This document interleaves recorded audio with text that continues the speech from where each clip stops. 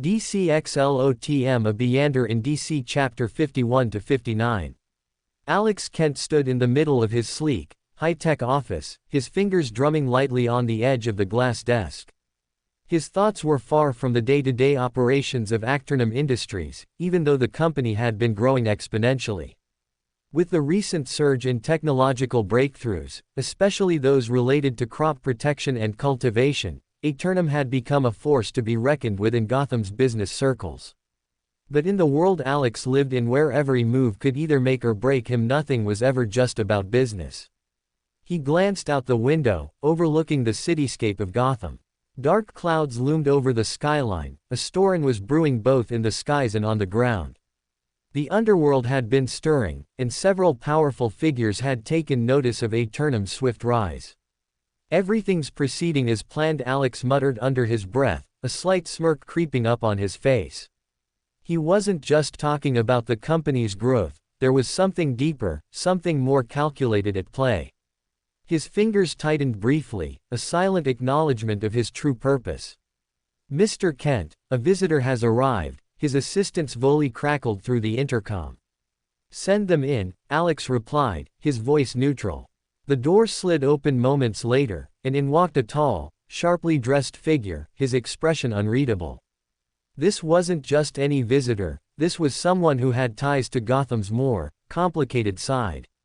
The man wore an expensive suit, a sharp contrast to the weathered look of most of Gotham's power players. His dark eyes scanned the room with a practiced gaze, sizing Alex up in a way that few could. He was someone who could be both a potential ally and a dangerous adversary. "Mr. Kent," the man said with a nod, his voice smooth and deliberate. "I trust you've been keeping busy." Alex leaned back in his chair, folding his arms with a calm demeanor. "Always." "What brings you here, Mr. Cruz?" Cruz was a name that carried weight in certain circles, though he wasn't known for making public appearances. He was a fixer, a problem solver in Gotham's underworld. A man who could make things disappear or move mountains of influence. "I've heard quite a bit about your innovations," Cruz said, walking toward the desk with slow, deliberate steps. "Seems like you're making quite the impact in Gotham, but you've also caught the eye of some people who don't exactly appreciate your progress." Alex raised an eyebrow, but didn't move a muscle. "I'm sure they appreciate the profits." "Who are we talking about, exactly?" Cruz gave a slight smile, though it didn't reach his eyes. "Let's just say there are certain powers who don't like the idea of someone like you challenging their dominance. Gotham is a city built on corruption, Mr. Kent, and you're playing a dangerous game." The words hung in the air like a threat, but Alex didn't react. In truth, he had already expected as much. He had known that Acternum's success would make waves, and that those in power wouldn't let it slide easily. "And what is it that you think I should do about it?" Alex asked, his tone polite but firm. "Well, that depends on what you value more," Cruz replied, leaning in slightly. "Your company, or your life?" Alex's gaze sharpened. "I value both. But I've never been one to back down from a challenge." Cruz nodded slightly, recognizing the unspoken defiance in Alex's words. "I thought you might say that. That's why I'm here. To offer a solution." Alex studied Cruz with growing interest. The man wasn't bluffing, his tone carried the weight of someone used to dealing with life and death decisions. But beneath the subtle threat was something else: opportunity. "A solution," Alex repeated, tilting his head slightly. "That's an awfully vague word for a fixer like yourself. Be specific." Cruz reached into his coat and pulled out a sleek black folder, placing it gently on the desk. Inside is a list of names. Corrupt officials. Mid-tier gang leaders. A few corporate rats in suits. All of them have been quietly working to undermine your expansion. Delaying permits. Diverting shipments. Quick sabotage. Alex opened the folder. It was detailed photos, financial records, transcripts, movement logs. This was more than just intel, it was leverage. "You've done your homework," Alex murmured, eyes scanning the contents. "I don't like wasting time," Cruz said. "You've got something rare in this city, power and brains. But Gotham cats men like you alive if they don't have someone like me watching their blind spots." Alex closed the folder, studying the man across from him. And let me guess you want compensation. Cruz nodded once. $7,000. Every month. For 7 years. Alex raised an eyebrow. That's it. Cruz smiled faintly. Team not interested in owning your company. I want security. You see, I've got a family. A brother who just got out of prison, a cousin who's too damn good with computers but doesn't have a legal job offer, and a mother who can't walk more than 2 steps without help. I want Aeternum Industries to put them on payroll. Real jobs, not handouts. Health care. Benefits. A future. There was no bluff in Cruz's voice. No greed, either. This wasn't about getting rich. It was about keeping the people he cared about safe. Alex leaned back in his chair. He tapped the folder gently against the edge of the desk, thinking. 7,000. That was pocket change. You know what? Alex said suddenly, a quiet smile forming. You'll get 20,000 a month. Cruz blinked. He hadn't expected that. Alex continued, your cousin will join our R&D department. I'll have my people test him. If he's as good as you say, he'll rise fast. Your mother will be placed on our top medical plan, no questions asked. And your brother can start at the warehouse, but if he stays clean, I'll give him a path up. Cruz's posture shifted slightly, tension easing from his shoulders. He hadn't asked for that much. He wasn't used to generosity, especially not from someone with power. Why the extra money? Cruz asked, cautious. Alex smiled faintly. Because I pay for loyalty and for silence. You'll handle threats. You'll keep eyes in places I can't see yet. You'll feed me what I need before I even know I need it. That worth an extra 13,000. Cruz grinned, sharp and respectful. Yeah, it is. Then we have a deal. They shook hands. A quiet pact sealed between 2 men from different worlds, one born in the dark, the other learning to master it. As Cruz left, Alex turned back to the folder. His eyes flicked through the names. His seer instincts tingled faintly. There were fates among these people that would spiral into disaster if left untouched. He stood, walked toward the hidden panel in his office, and stepped into the sanctum behind it. Shadows curried around him. His fingers moved in a silent arcane gesture, summoning a spirit servant in the form of an owl made of smoke and light. Watch them all, he whispered. Report everything. The owl vanished into the air, fading like a dream.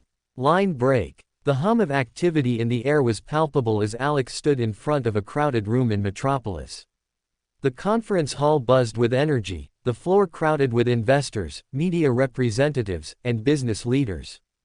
This wasn't just any product launch, it was the first official public introduction of Aeternum Industries into the world stage. Alex surveyed the room, all eyes on him. His presentation wasn't flashy, he wasn't the kind of person to get caught up in gimmicks. This was a business meeting, not a spectacle.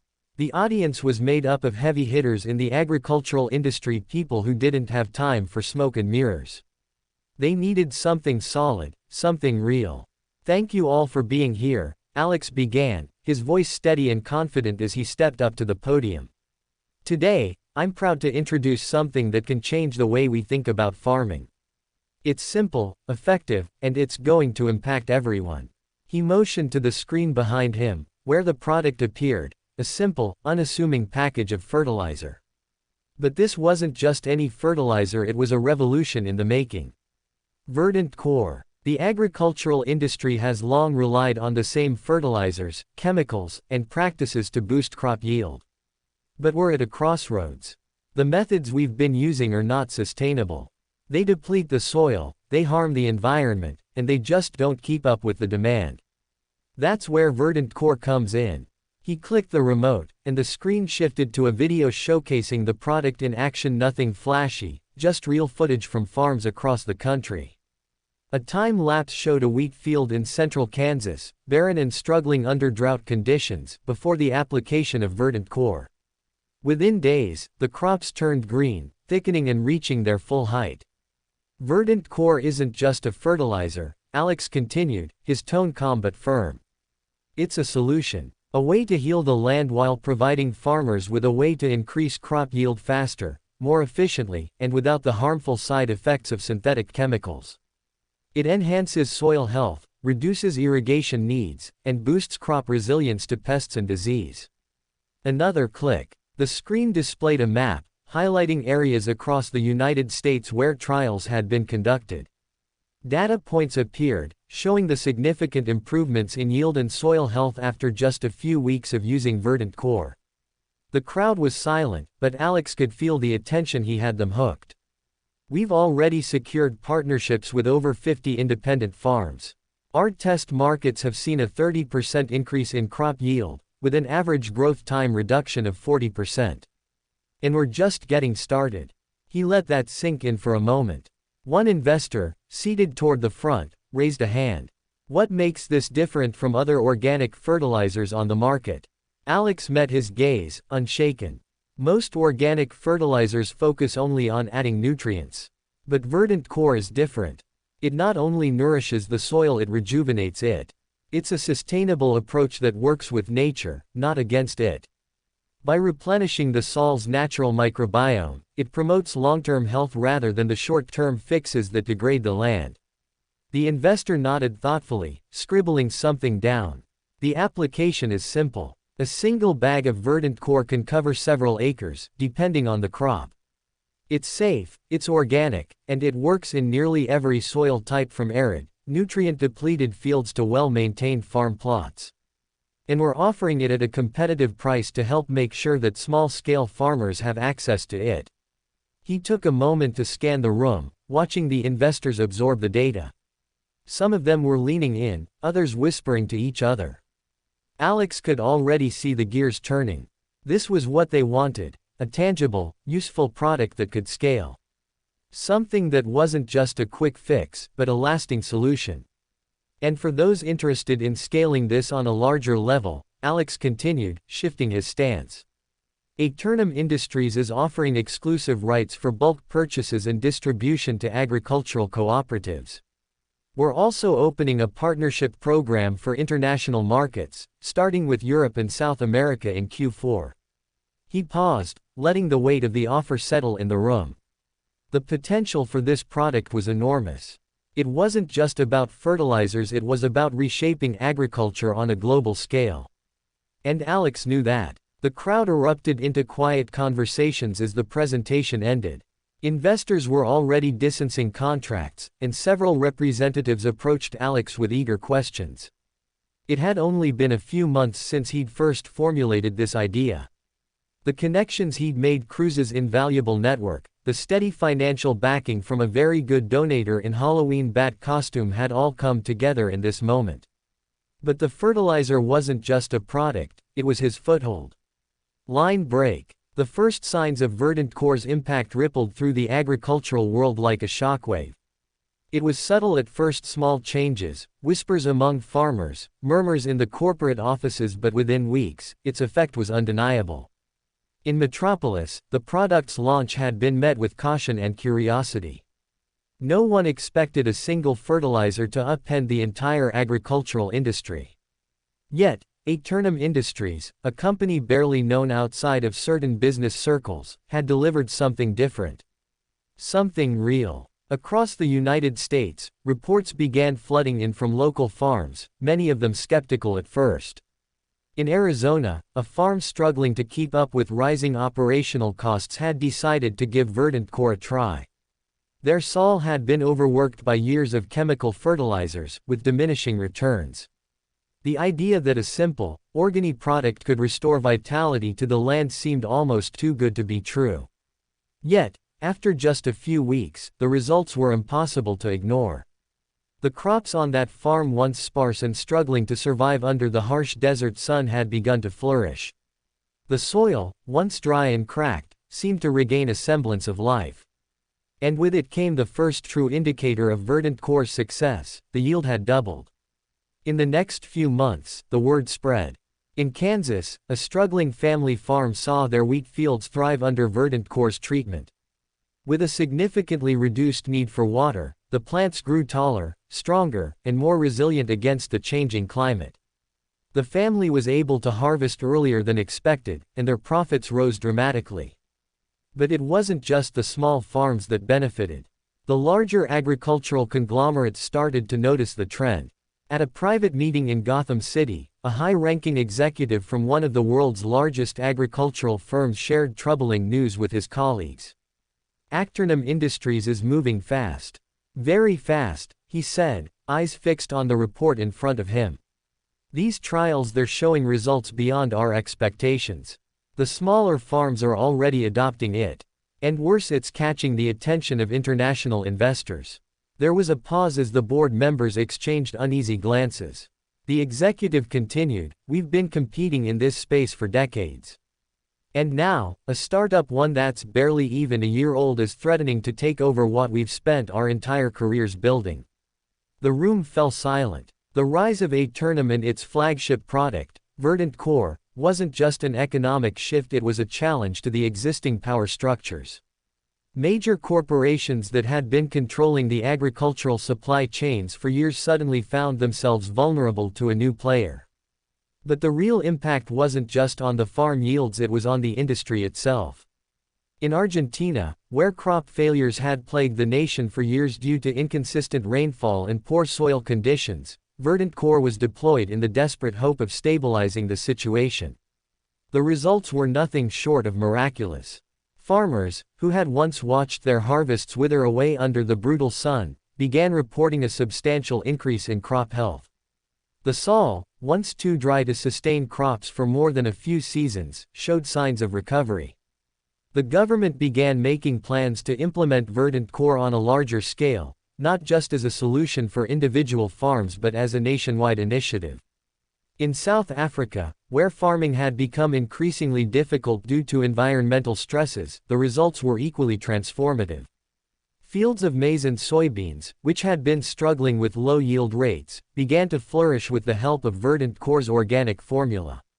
The impact wasn't just economic, it was social. As crop yields improved, food security became more attainable for struggling communities.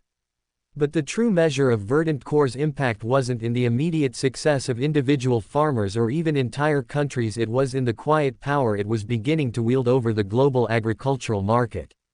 Aeternum Industries wasn't just selling a product, it was subtly, almost imperceptibly, becoming the backbone of global agriculture.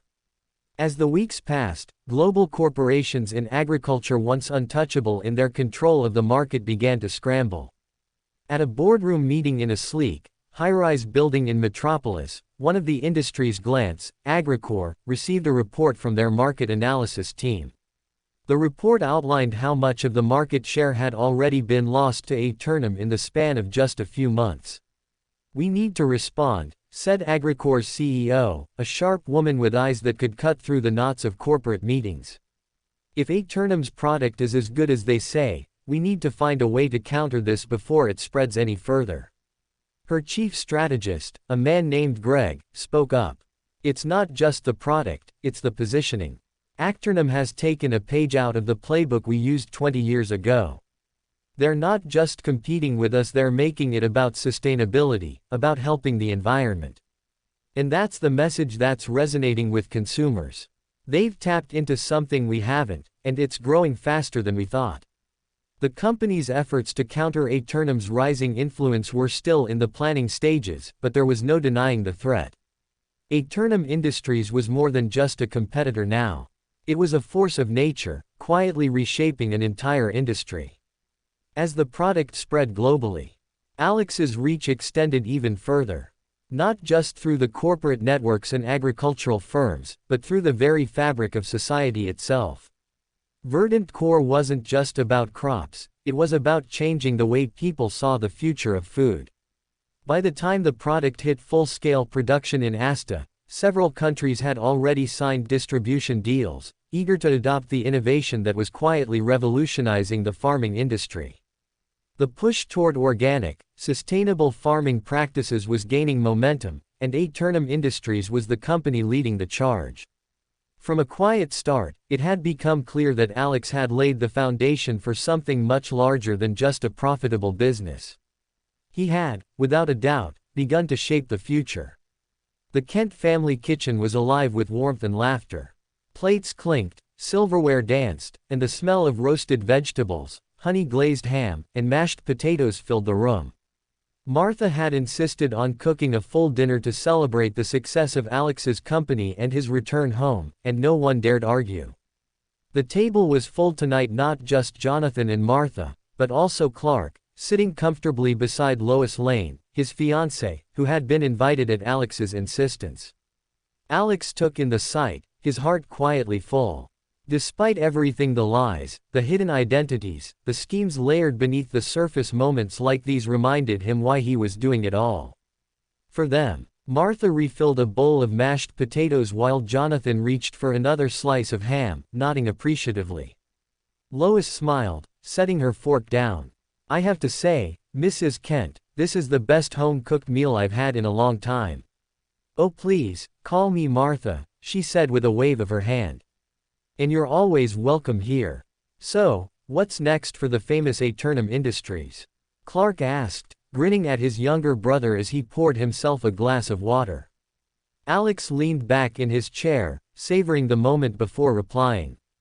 "Well, Verdant Core's just the beginning. But for now, I think the company can run on its own for a bit. I want to spend more time here. With all of you." Jonathan looked at him from across the table, the corners of his mouth twitching up. "Good. We've missed having you around." There was a brief silence, one filled with emotion, before Lots nudged Clark slightly, her smile playful but tender. "Clark didn't tell you, did he?" Clark groaned. "Lols." Alex raised an eyebrow. "Tell me what?" Lots, undeterred, leaned in like she was about to reveal a state secret. "We've been trying to plan our wedding for a while now. But we kept pushing it off. You know, saving up, trying to do it right without putting too much pressure on ourselves." Clark gave her a pointed look, clearly embarrassed. "It's not a big deal. We've just been managing other priorities. We'll figure it out." Alex stared at them for a beat, then set down his glass. "Well, if money's the only thing standing in the way," he smiled, "then you should schedule the wedding next week. Or next month. Whenever you want, really. I'll handle everything." Both Lois and Clark blinked, stunned. Jonathan looked up from his plate. "Alex. No, I'm serious." Alex continued, firm and sincere. "You two have waited long enough. You're clearly ready. So why wait because of something as small as money?" Clark shook his head immediately. "Alex, you don't have to do that. You've already done more than enough for this family." Alex met his brother's gaze and smiled, one that carried both strength and warmth. "What's a brother for?" he said softly, "if we can't help each other when it counts." Lois glanced at Clark, her hand finding his under the table. Her expression said it all. Gratitude, love, relief. Clark opened his mouth to protest again but found he couldn't. Not when Lex was looking at him with such unwavering sincerity. He exhaled a quiet laugh and nodded, a hand ruffling Alex's hair just like he used to when they were younger. "All right, you win," Clark said. "But only if you agree to be my best man." Alex smirked. "I thought you'd never ask." Laughter bubbled around the table again, and just like that, the conversation shifted to wedding plans, flowers, guest lists, and whether Lots's father would cry when he walked her down the aisle. Martha was already scribbling ideas on a notepad, and Jonathan was joking about wearing a tie for the first time in a decade.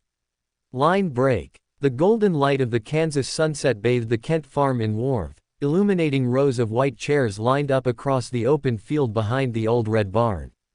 A soft breeze rustled through hanging lanterns and swaying white ribbons tied to every fence post, while subtle orchestral music hummed in the background from a string quartet stationed just beneath a large oak tree. Welcome to Fanfic Audiobook, your go-to place for immersive audiobooks. If you enjoy the content, don't forget to like the video and subscribe to our channel for more amazing stories. It was the kind of wedding Clark had always wanted, modest, peaceful, grounded in love rather than spectacle.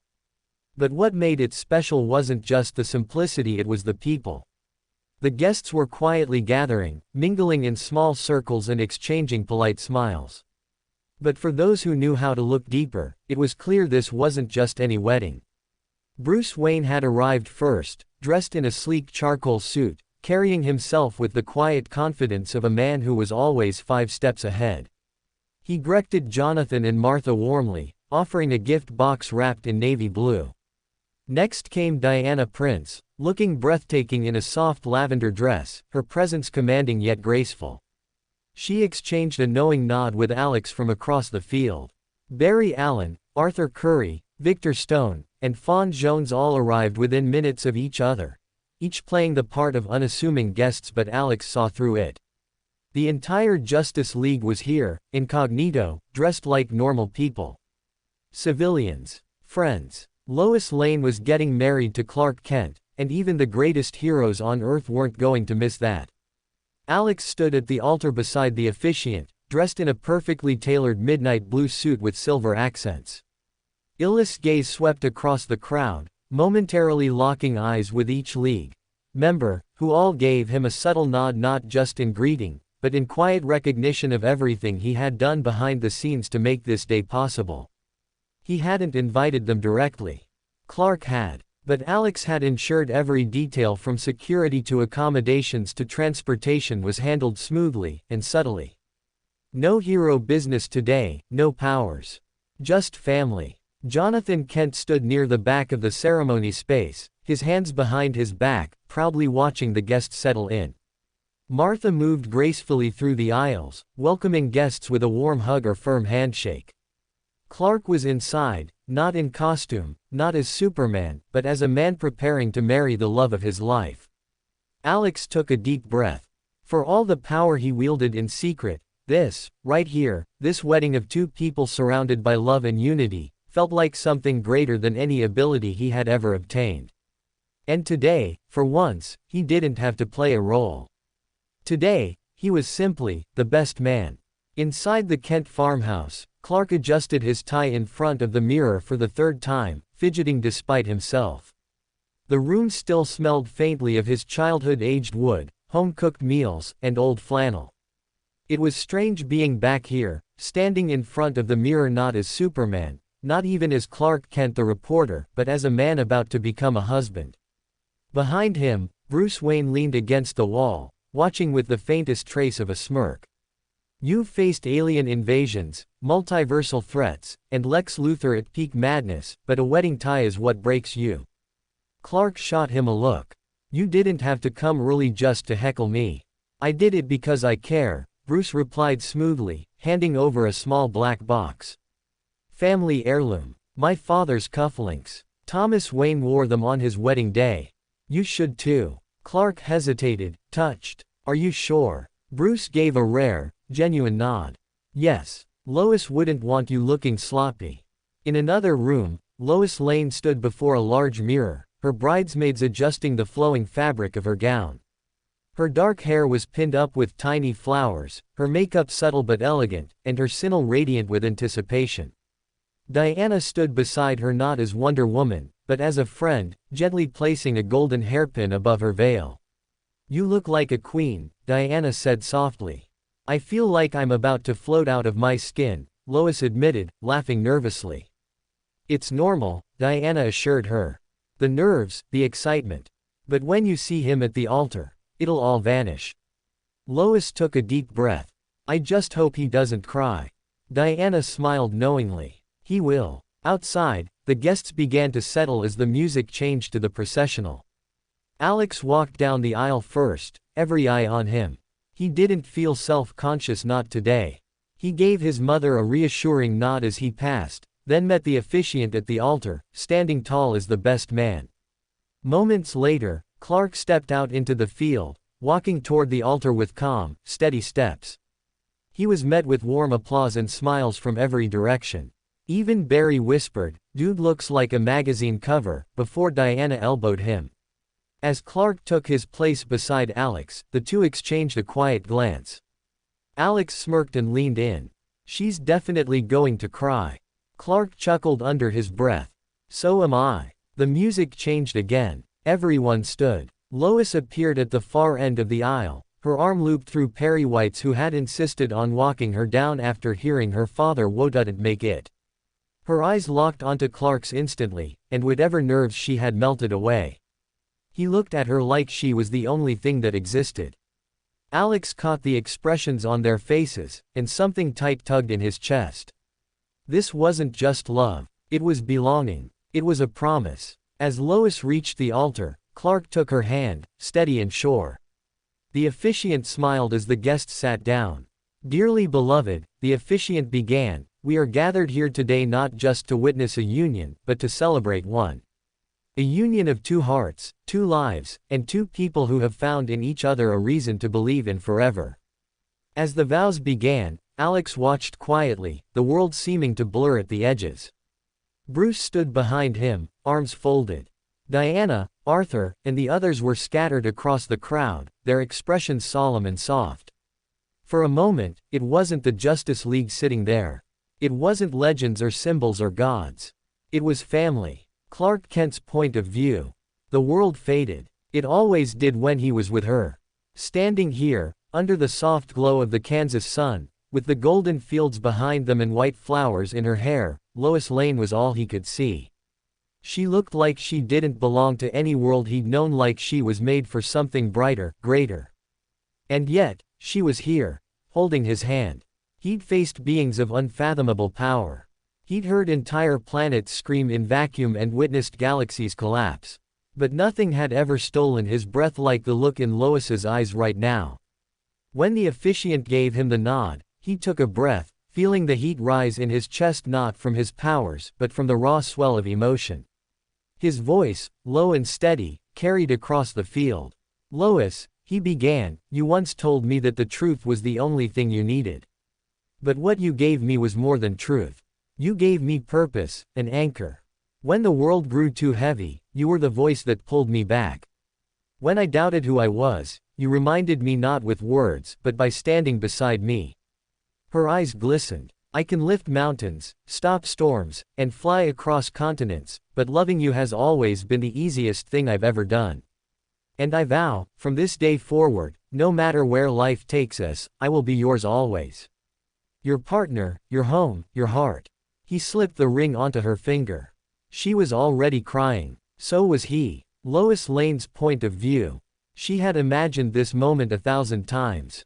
But nothing, not a single dream, fantasy, or scribbled note had prepared her for the reality of Clark standing across from her with that look in his eyes. This was the man who'd saved the world, who had faced gods and monsters, who bore the weight of countless lives, and he looked at her like she was his miracle. She took a steadying breath and spoke, her voice firm, unwavering. Clark Kent, she said, a faint smile tugging at her lips, you're the only man who's ever made me believe in quiet strength. Not because of your powers, but because of your heart. You're kind when the world demands anger. You're gentle when everything around you calls for force. You're the story I never thought I'd get to write. He blinked back tears. You once told me you felt like two people. But you're not. You're one man with more strength and compassion than anyone I've ever known. And today, I don't just marry the reporter, or the hero. One marry the man who makes me laugh when I'm tired, who holds my hand when the headlines turn dark, who makes this chaotic world feel like home. She placed the ring on his finger, and for a heartbeat, neither of them moved. Then the officiant smiled, and the moment hung in the air like something eternal. I now pronounce you husband and wife. You may. But Clark didn't wait. He kissed her the second the words left the officiant's mouth. Applause broke out across the field. Even Bruce cracked a rare smile. Barry whooped from the back row. Diana wiped away a tear with the back of her hand. And Alex. Alex watched with a warm smile that held something more, something deeper. Not envy, not sadness, but a fierce, unshakable pride. Clark pulled away just enough to whisper against her lips, you're stuck with me now. Lois smirked. I've handled worse. The sun dipped low over the Kansas horizon, casting a golden hue across the reception tent beside the Kent barn. String lights sparkled overhead, dancing across white linen tablecloths, mason jar centerpieces, and homemade PLE trays.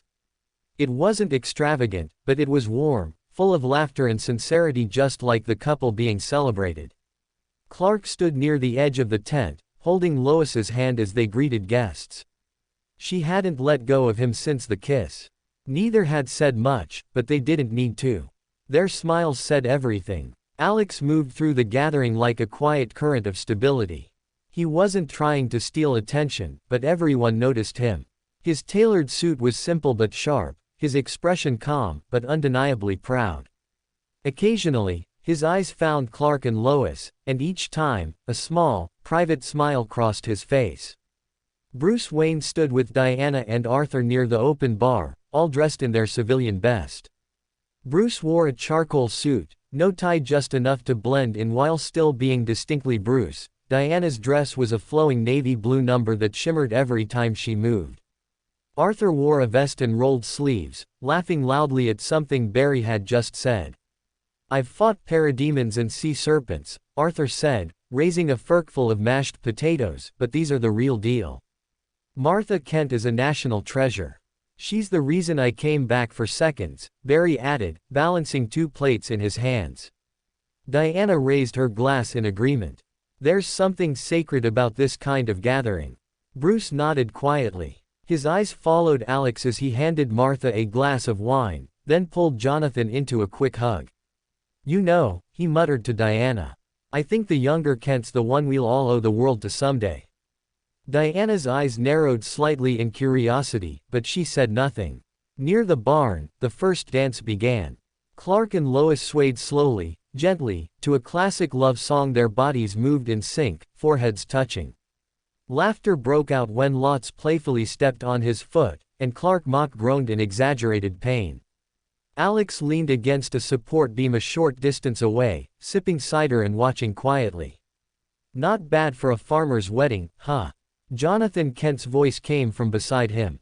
Alex chuckled. "It's perfect. You made it perfect," Jonathan said. "You gave Clark and Lois this day. You gave us all a reason to feel proud." Alex's eyes didn't leave the couple. "I only did what any brother would do." Jonathan gave him a sideways glance. "Not every brother has your mind, or your ambition." Alex turned, brows raised. "You worried I'm aiming too high?" "No," Jonathan said, after a pause. "Just hoping you remember the ground's still here when you land." Alex smiled. "I'll be fine. I have family." The music shifted. Clark held out his hand to Martha for a dance. Lois pulled Jonathan in next. The laughter echoed across the field as partners changed, glasses clinked, and children ran across the grass under the lights. Suddenly, Bruce stepped forward and extended a hand toward Martha. "May 12th, he asked, straight-faced. Martha blinked, then laughed. "I never thought Batman would ask me to dance." Martha blinked, then laughed. "I never thought Batman would ask me to dance." "I'm off duty," Bruce replied. Even Diana and Arthur joined the dancing. Barry, of course, was already showing off ridiculous footwork, spinning between tables with a blur of motion. Alex stood back and watched the Heroics know, the people he'd seen move planets and rewrite fates, now clinking glasses and humming along to country ballads. This was what he'd promised to protect. Not just family, but peace. A moment of safety in a world that often had none. And for tonight, no secrets were needed. No masks. Just the light of the stars and the laughter of people who, despite everything, still believed in love, in hope, and in each other. A week had passed since the wedding, but the warmth of that day still lingered like sunlight on the skin. For the first time in years, the Kent household felt complete. There was laughter in the halls again. Clark and Lois had extended their stay before returning to Metropolis, and Jonathan spent most mornings tending the fields with a renewed spring in his step. Alex, however, was already back to work. Not in his usual lab coat or behind the corporate desk, but at the quiet heart of Aeternum Industries, buried beneath layers of biometric locks and encrypted systems only he could access. This was no ordinary project. It wasn't just the next step in innovation. It was a move scripted years ahead as part of Project Eternus. If his first agricultural product was a stone cast into still waters, then this next release was the deliberate second strike, part of a ripple effect calculated to shift the balance of power across the globe. It wasn't about profits. It was about positioning. About control through benevolence. Inside the underground lab, displays flickered with data on ecosystems, water treatment protocols, and soil toxicity reversal. Alex stood before a wall-sized digital map of the world, pins marking drought zones, floodplains, and regions crippled by pesticide damage. He wasn't just solving problems. He was deciding who would rise next. A soft mechanical voice cut through the silence. Alpha sequence complete. All data nodes synchronized. Prototype stable. Alex turned toward the core unit at the center of the room. A sleek canister, no taller than a thermos, glowing faintly with bioluminescent blue light. It looked harmless, but its contents could detoxify poisoned land in hours, restore nutrient-dead soil in days, and turn arid wastelands into farmland in weeks. He named it Vita Nova. New life. Where the first product optimized crops and protected them, Vita Nova healed the land itself. No toxic chemicals. No costly infrastructure. Just a bioengineered miracle that worked with nature, not against it. This was never meant for the developed world. Alex zoomed in on the global map highlighting famine zones in sub-Saharan Africa, collapsing agricultural economies in South America, and coastal villages losing farmland to salt intrusion in Southeast Asia. These would be his proving grounds. Vita Nova would be delivered for free to these nations bypassing bureaucracies, lobbyists, and corporate middlemen. No patents. No licenses. Just access. He wouldn't just solve famine. He would create generational loyalty in entire nations. When crops flourished where governments had failed, when children grew strong and healthy where warlords had left only dust, when land healed itself without external dependency. The world wouldn't just praise Alex Kent. It would rely on him. And as part of Project Eternus, that was the point. He didn't want to conquer with armies or manipulate with fear. He wanted to build an empire out of gratitude. Of course, he knew the enemies this would create. Fertilizer monopolies, old dynasties, military strategists who viewed hunger as a geopolitical tool. They'd come for him eventually. But this time, they'd be reacting. It started quietly. Not with headlines or breaking news, but with murmurs, barely audible ripples that traveled through underground forums, scientific circles, and local farmers' meetings. In a remote village in Niger, a community leader named Madu opened a dusty crate delivered with no sender, no branding, just one note inside. Greater than, this will give your land back its soul. Let it breathe. Let it drink. Let it grow. Inside was a single vial of Vita Nova and a simple instruction card translated into Hausa. Madu was skeptical. For decades, his land had been swallowed by desertification. Every government promise, every foreign project, had failed. But he followed the instructions. 2 weeks later, the barren patch behind his home bloomed with green. The ground, once cracked and gray, was now moist and dark. On the third week, crops planted there were already sprouting twice the size of anything they'd seen in the last 10 years. He didn't understand the science. But he understood the miracle. And miracles are meant to be shared. He handed the last drops of the formula to a nearby village, and they to another. By the time UN inspectors reached the region to investigate reports of suspicious agricultural acceleration, 5 villages were already self-sustaining. In Peru, high in the Andes, another crate appeared in a hamlet strangled by pesticide-poisoned soil. In Bangladesh, salt-sickened rice fields were suddenly flush with green. In war-torn Syria, a collapsed farming co-op near Aleppo reported a divine recovery. Governments were confused. Agri-corporations were panicking. Tech watchdogs couldn't trace the formula's source. But the people knew only one thing. Acternum. That's what the labels said. Simple white text on black glass. No other logo. No marketing. No price tag. At first, journalists assumed it was the name of a rogue biotech group. But there was no trail, no employees, no patents, no labs. Just results. Only a few insiders in Gotham connected the dots. Those at Wayne Enterprises had seen Acternum Industries' research acceleration.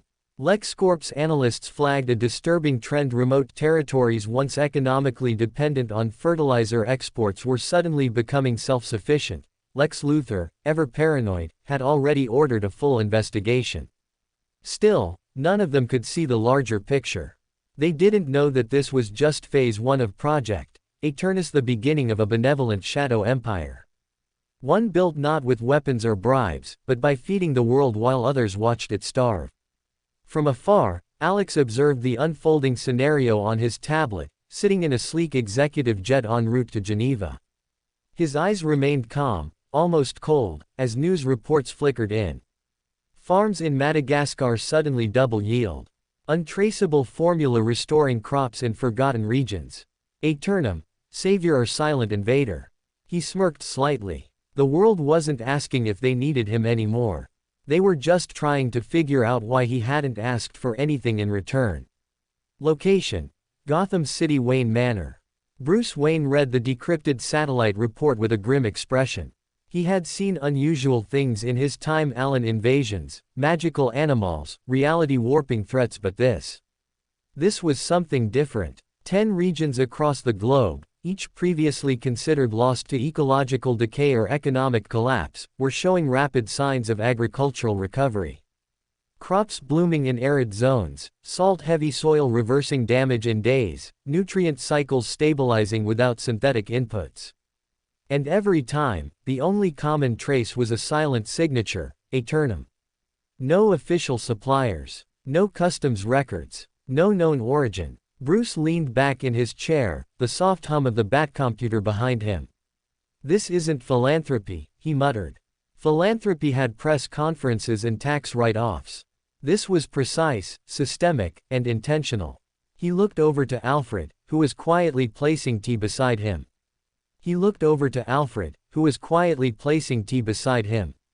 "Did you find a connection between Aeternum Industries and these field results?"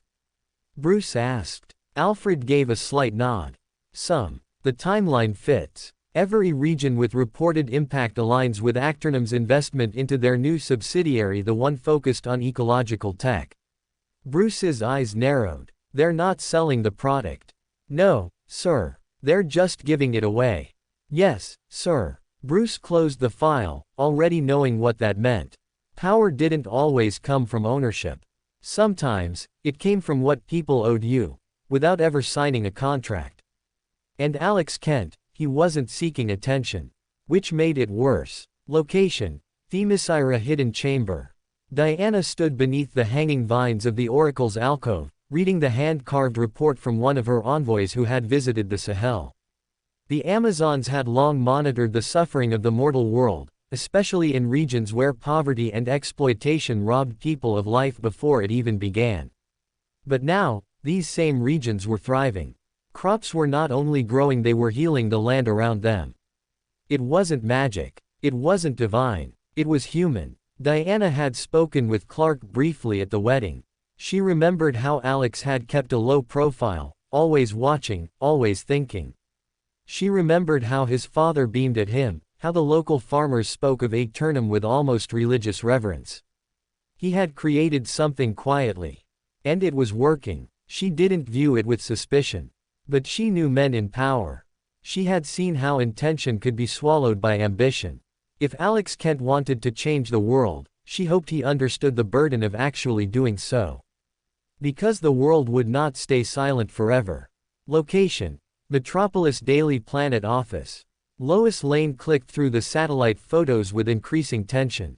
"Every one of these shipments," she whispered, "no manifest, no transport records, and somehow all perfectly delivered without a single press release."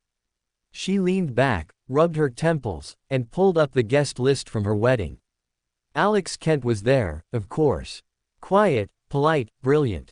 She remembered the way he had slipped the entire wedding bill past her without so much as a boast. She remembered the look Clark gave him, not protective, not suspicious, just proud. Clark had trusted him, but Lois wasn't just a fiancée anymore. She was a reporter. And reporters didn't ignore patterns like this. Still, something held her back from calling him. Instinct maybe. The same instinct that told her, this wasn't a story yet. It was a warning. Location: Aeternum Tower, Gotham. The elevator doors opened with a soft chime. Alex was already standing at the far end of the minimalist executive suite, sunlight cutting across the glass walls behind him. Gotham's skyline, ever somber, felt almost peaceful from this night. The elevator doors opened with a soft chime. Alex was already standing at the far end of the minimalist executive suite, sunlight cutting across the glass walls behind him. Gotham's skyline, ever somber, felt almost peaceful from this height. The visitor stepped in, calm, confident. "Didn't expect you," Alex said, not turning around.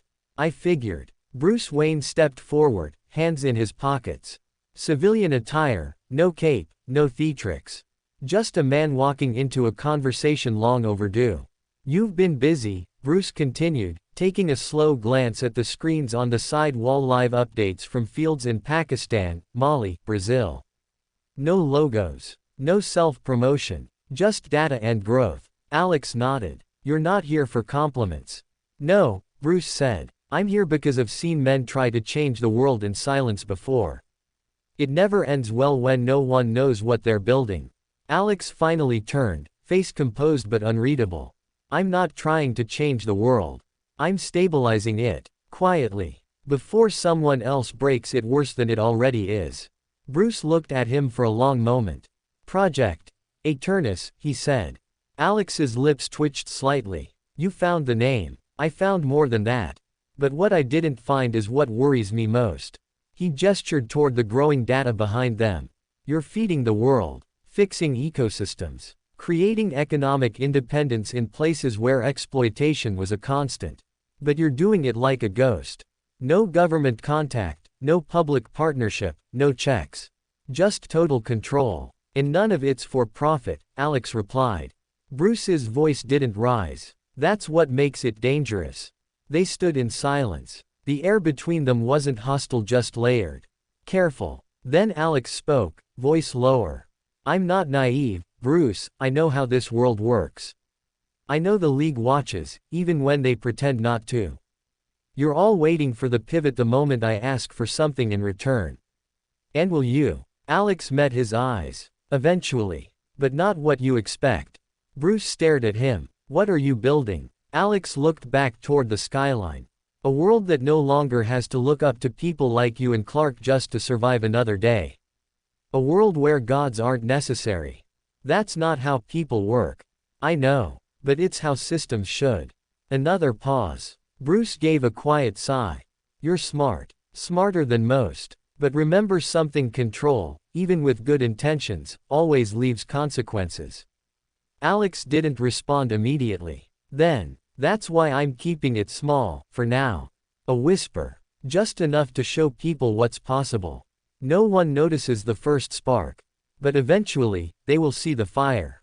Bruce turned toward the elevator. "Just make sure you're ready for what comes with that fire." As the doors began to close behind him, Alex finally said, quietly, "I already am." Location: a private boardroom, Zurich, Switzerland. Codename: Consortium 5 inches. The room smelled like polished oak and control. 5 individuals sat around a round table, not politicians, not celebrities, but the true hands that shaped economies. Oil tycoons, pharmaceutical giants, agricultural monopolists, energy barons. No names were spoken, only sectors. The screen at the center flickered to life, displaying a rotating globe. Highlighted were regions from Africa to South America, all showing unprecedented recovery in agriculture and stability. No marketing, no supply chain, no recognizable brand, just one signature at the root of it all. Aeternum. A woman with sharp eyes and an older accent leaned forward. "We've traced shipments to over 44 sectors, none bought. Every one of them received free shipments of that product, verdant dust, they're calling it now. Soil reactive, regenerative, self-replicating in microdoses. No fertilizer company has anything like it." A tall man beside her narrowed his gaze. "Worse. Our stocks have dipped in all connected regions. Fertilizer contracts are being cancelled. Our lobbyists are screaming for damage control. And no one's claiming ownership. No leverage. No patents. Just a silent coup." An American voice chimed in. "You don't give away something that revolutionary for free unless you're playing the long game. And if this, Alex Kent, boy is who's really behind it, he's more dangerous than anyone in the tech sector right now. No shareholders. No regulators. No leash." The screen shifted. A face appeared, Alex's. Young, presentable, unbothered. They hated that look the most. Calm, unshaken, as if nothing in the world could touch him. The woman tapped her pen against the table. We don't need to eliminate him. That's messy, what we need, is to slow him down.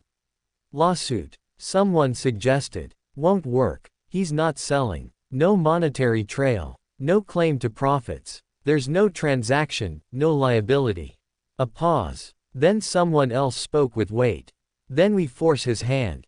Create pressure. False environmental scares. Stir up international concerns about bioweapons. Get the right countries to declare verdant dust a threat to local biodiversity.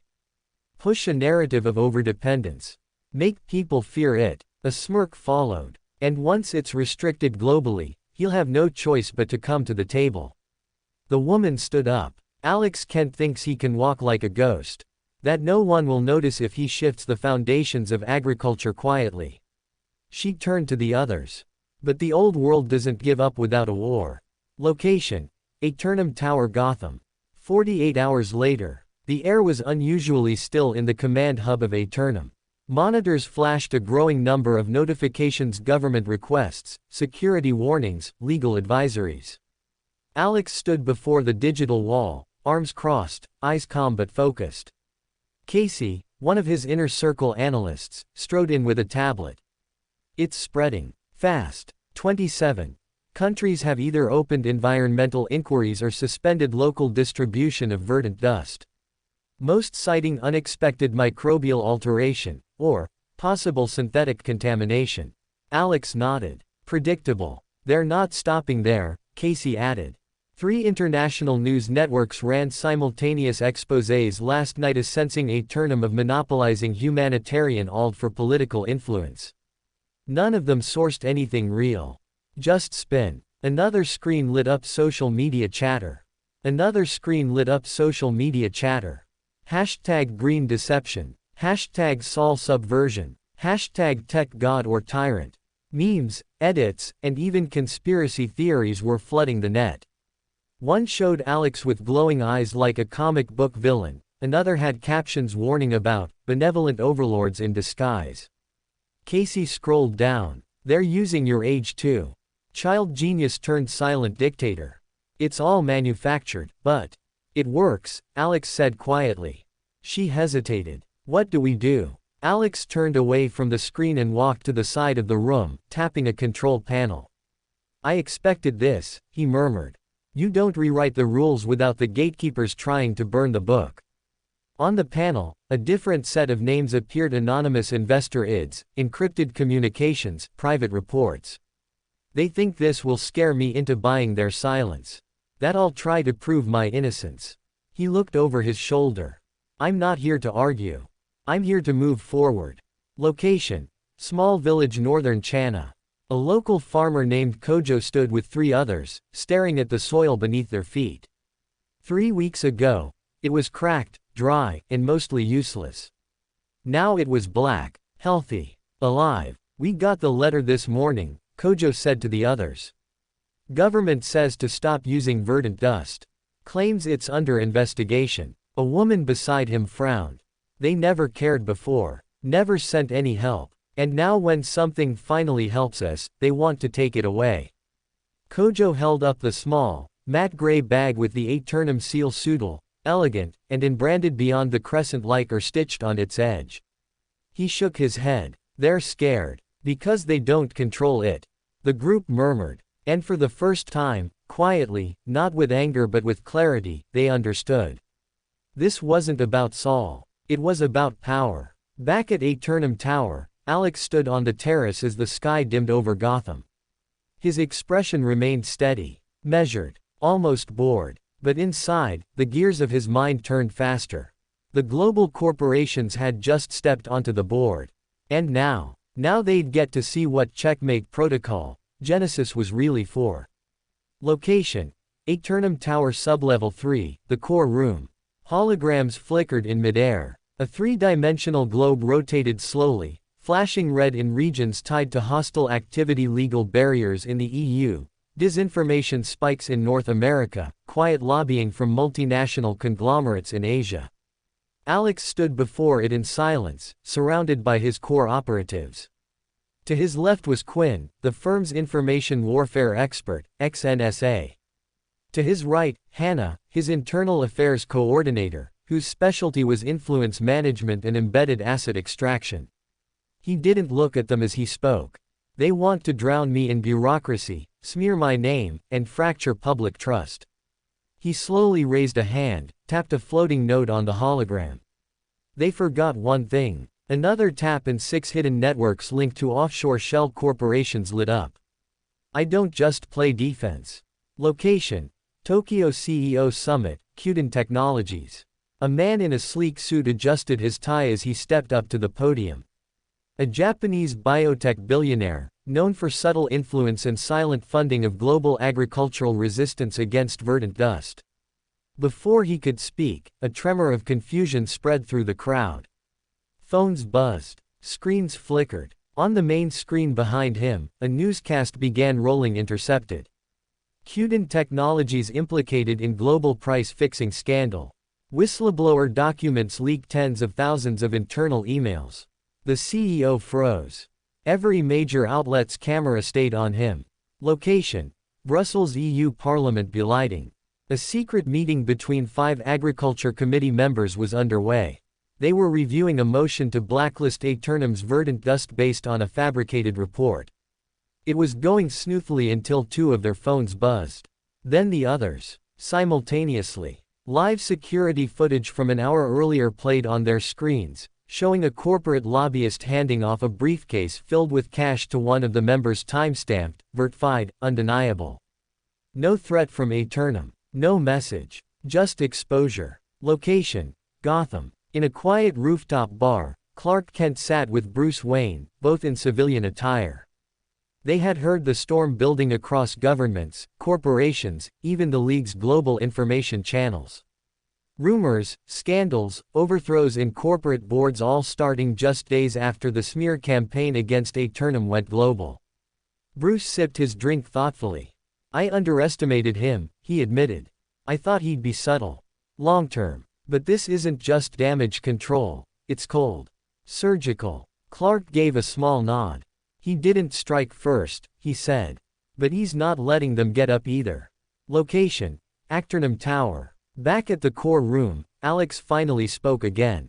One campaign cost them billions in lobbying and influence. He flicked his hand, and all red zones on the map turned neutral. Then green. Their entire offensive. Erased in 6 days. Casey stepped in. Do we push hack further? Now that we've got momentum. Alex's eyes sharpened. No. That was a message. He let the screen fade to black. They'll regroup. Retaliate with more teeth. That's fine. They'll regroup. Retaliate with more teeth. That's fine. He turned to his team. We just made them realize what they're up against. From now on, we don't play their game. He tapped a final button. We play the Genists' accord. The sun dipped low, overcasting a golden haze across the skyline. People bustled through the streets, carrying groceries, chattering about the weather, or rushing to evening classes. In many ways, nothing had changed. But beneath that everyday normalcy, something unspoken lingered, something that couldn't be ignored any longer. Because everyone had heard about Aeternum. Verdant dust was on the news again. Another farm in Kansas had produced an entire season's worth of crops in under a month, with no disease, no pests, no waste. Then came the wave. Similar stories from Nigeria, Brazil, the Philippines. Rural economies were bouncing back with ferocity, wiping away decades of imbalance in weeks. The world was shifting and fast. Location: Hall of Justice Private Conference Room. This can't be ignored anymore. Arthur Curry's voice was stern as he leaned back in his chair, arms crossed.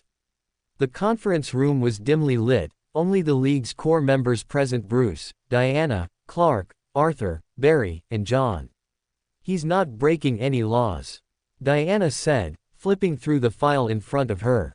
Not legally. Laws aren't the problem, Bruce added, tapping the table. It's influence. Aeternum isn't a company anymore. It's a power block. Barry frowned. But, he's Clark's brother. Shouldn't that mean we trust him a little?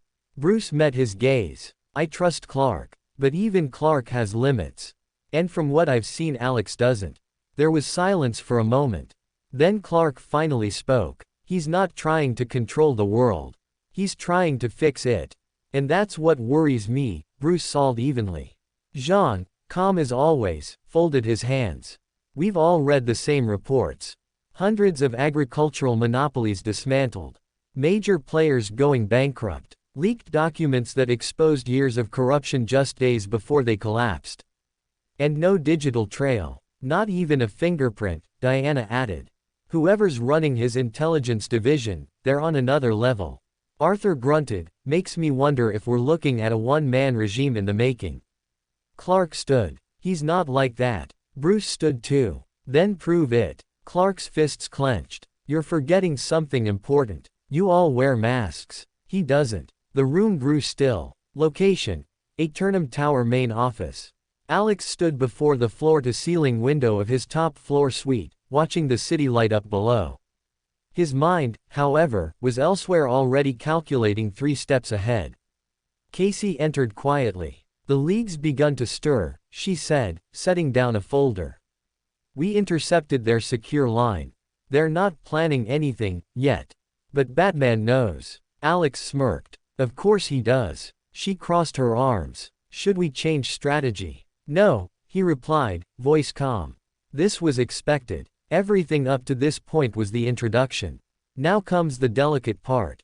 He turned toward her. Send quiet offers to the following politicians, NGOs, and journalists, he said, handing her a list.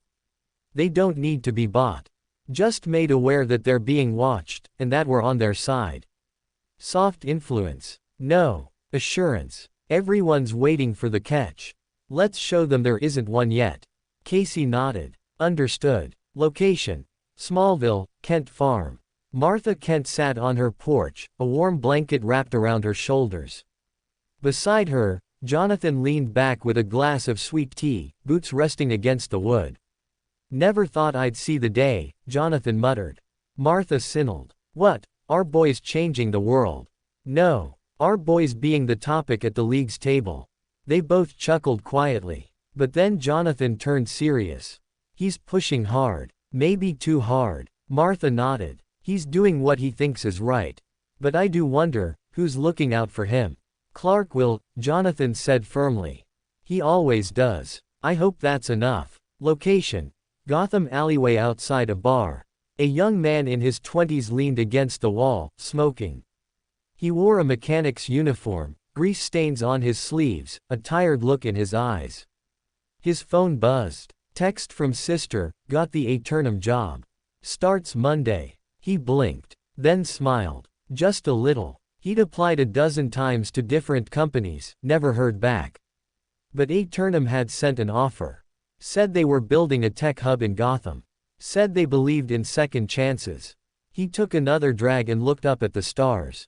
Guess someone's doing things right. Location: Metropolis, News Channel. Lois Lane sat at her desk, typing fast. The headline was already forming. Aeternum, savior or sleeper threat. She didn't know how she felt. Alex was kind, genuine. At least, he seemed that way during Clark's wedding. But what he was building, it was enormous. And dangerous. She had files spread across her desk: leaks, economic analysis, think tank warnings. None of them could pin a single misstep on him. Every project was clean, transparent, publicly beneficial. That was the scary part. She stared at her monitor, hands hovering over the keyboard. Where's the flaw? Location: Daily Planet parking garage. Later that night, Clark found Lots in her car, sitting silently. You okay? She nodded slowly. Just thinking. He got in on the passenger side. You think he's dangerous, don't you? She asked. Clark hesitated. I think he's powerful, and that scares people. It scares you. He paused again. No, he said honestly. What scares me is that everyone else is afraid of him. And they might try to stop him before understanding what he's trying to do. Lois looked out at the city lights. And if he isn't what we think he is, then I'll stop it, Clark said softly. Brother or not. A week later, the world adjusted to its new rhythm. Verdant dust was no longer a secret or a rumor, it was becoming a cornerstone of agriculture. From suburban backyard gardens to massive industrial farms, everyone wanted in.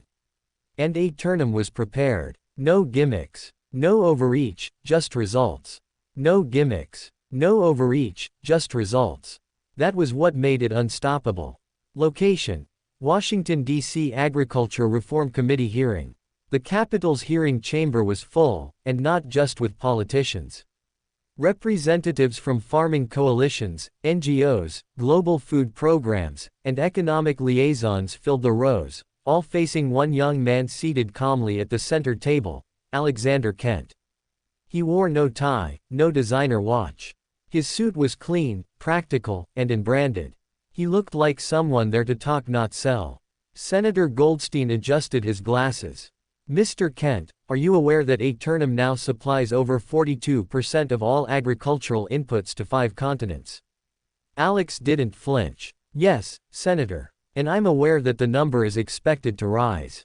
Not because of monopoly, but because our product works. Murmurs. Another senator leaned forward. How do we know there's no long-term damage to the soil or climate? Alex pressed a button. A screen behind him flickered on, displaying side-by-side comparisons of soil samples, greenhouse gas emissions, and crop yields, each verified by international watchdogs. Third-party evaluations, he said. Random sampling across 61 countries. And our R&D is open source. Anyone can audit our data. Silence followed. Then applause, not from the politicians, but from the public crowd. The kind that couldn't be faked. Location: Chicago family-owned farm. Ellen Torres wiped her forehead, staring at rows of tomatoes thicker and healthier than she'd ever seen. Her family had nearly sold the land last year. Now, they were turning profits that hadn't been possible since her grandfather's time. Her teenage son ran over. Mom, the co-op wants us to teach the verdant dust method. Said we'll be paid just to talk. She blinked. A few months ago, they were drowning in debt. Now they were being asked to share success. She looked up at the sun and whispered, "Thank you." She didn't know who she was thanking, God, fate, or Alex Kent. But she meant it. Location: Metropolis Aeternum internal briefing. Casey stood at the front of the sleek boardroom, the glass wall behind her dimmed for privacy. Alex sat at the far end, silent as she walked through the latest global data. Major production hubs have stabilized, she said. Competing firms are trying to reverse engineer the compound, but none have cracked it yet. We're still secure. Alex gave a slight nod. And the academic pipeline. We've started partnerships with university labs. Framed as scholarships and open access research. Good. Keep the brand ethical. No exclusivity clauses unless someone tries to play dirty. She smirked. They always do. He leaned back. That's when we remind them we play cleaner and better. Location: Gotham Police Department. Commissioner Gordon sipped his coffee as he flipped through a report. The GCPD precincts had received anonymous shipments, new protective gear, forensic tools, clean lab equipment donated by Aeternum, apparently under a new social initiative. He'd checked twice. It was all legitimate. No shady strings, no contracts. He glanced at the attached note. Sometimes good people need better tools. Use them well. AK. Gordon scratched his head and muttered, "Who the hell just gives this stuff away?" Still, he wasn't complaining. Location: Aeternum top floor office. As dusk painted the city in deep purples and golds, Alex sat by the window, sipping tea. Behind him, a giant digital display showed hundreds of live graphs. Weather patterns, crop rotations, market stress signals, and humanitarian metrics. He wasn't watching them. Not really. He was feeling them, adjusting threads in his head the way a composer hears a melody. This wasn't domination. It was orchestration. His plan wasn't to control the world. It was to fix the imbalance. Quietly. Permanently. He had dubbed it the Everlight framework, a reference to the guiding principle he'd chosen: empower, never enslave. Illuminate, never blind. Operate from the shadows, but never become them. Power meant nothing if it wasn't earned. And influence meant nothing if it wasn't wanted. His eyes wandered toward the drawer beneath his desk, where a ring-shaped seal lay hidden, the first prototype of something new. A symbol that would one day carry a deeper meaning. But not yet. The world wasn't ready for that part of the plan. Location: Central City Cafe. Barry Allen was trying to read a report while sipping coffee. Iris sat across from him, raising an eyebrow as she noticed him fidgeting. "You're doing it again." "What?" "The speed reading thing. You're on the same paragraph for 10 seconds. That's like a month in speedster time." Barry chuckled and leaned back. "It's just Alex. The way things are moving. It's insane. But also amazing. You don't know whether to be impressed or worried." "Exactly." Iris sipped her coffee. "You ever think maybe it's okay to be both?" Location: LexCorp Tower Private Lab. Lex Luthor watched the data streams with a blank expression. Every simulation, every model, each pointed to the same conclusion. If Aeternum's influence continued, LexCorp's global assets would be rendered obsolete in 5 years. Verdant Dust had done what no HLO engineering project had ever achieved. Not just yield, not just sustainability, but affordability and scalability. Luthor's jaw tightened. "This isn't charity," he muttered. "This is checkmate disguised as compassion." He turned to his lab assistant. "Begin Project Harrow. Quietly. I want alternatives. Better ones." And somewhere deep inside, he promised himself. Alex Kent would not win. Location: Metropolis, Daily Planet office. Lois Lane leaned over her desk, sorting through the pile of interview requests and reports flooding in about Aeternum's impact. She had covered humanitarian crises, alien invasions, and political corruption, but this was different. Clark walked up, coffee in hand. "Still going through them?" She nodded. "I'm trying to decide if I should write this as a tech revolution, or a social one." "Why not both?" She smiled at him. "Because when someone makes this big of a move, it's usually followed by a price tag." Clark leaned against her desk. "You don't think it's real?" "I think Alex is sincere. I just wonder if the world can stay that way once it realizes how dependent it's becoming on one person." Clark looked thoughtful for a second. "He's not trying to lead people. He's trying to give them the tools so they don't need leaders." Lois raised an eyebrow. "Spoken like someone who believes in him." Clark smiled. "He's my brother." Location: Metropolis, Elementary School, Southside District. Ms. Carter didn't expect much when the school received an anonymous donation. Most of the time, it meant a check, maybe some supplies. But when the new community garden began producing enough vegetables to feed every student lunch twice a week, healthy, organic, fresh, she knew something was different. Parents volunteered. Kids stayed after class to learn how to tend the crops. It wasn't just about food. It was about pride. About ownership. Where did it come from? One student asked her. She smiled. Someone who believes in planting more than seeds. Location: Coast City Public Forum on Technology and Environment. A speaker finished his presentation, sweating from the glare of the lights. As he stepped down, the crowd buzzed, waiting for the keynote panel to start. In the front row, Hal Jordan, in civilian attire, crossed his arms and leaned toward the man beside him, Oliver Queen. "You believe in this Aeternum thing?" Hal asked. Oliver tilted his head. "Not really a matter of belief.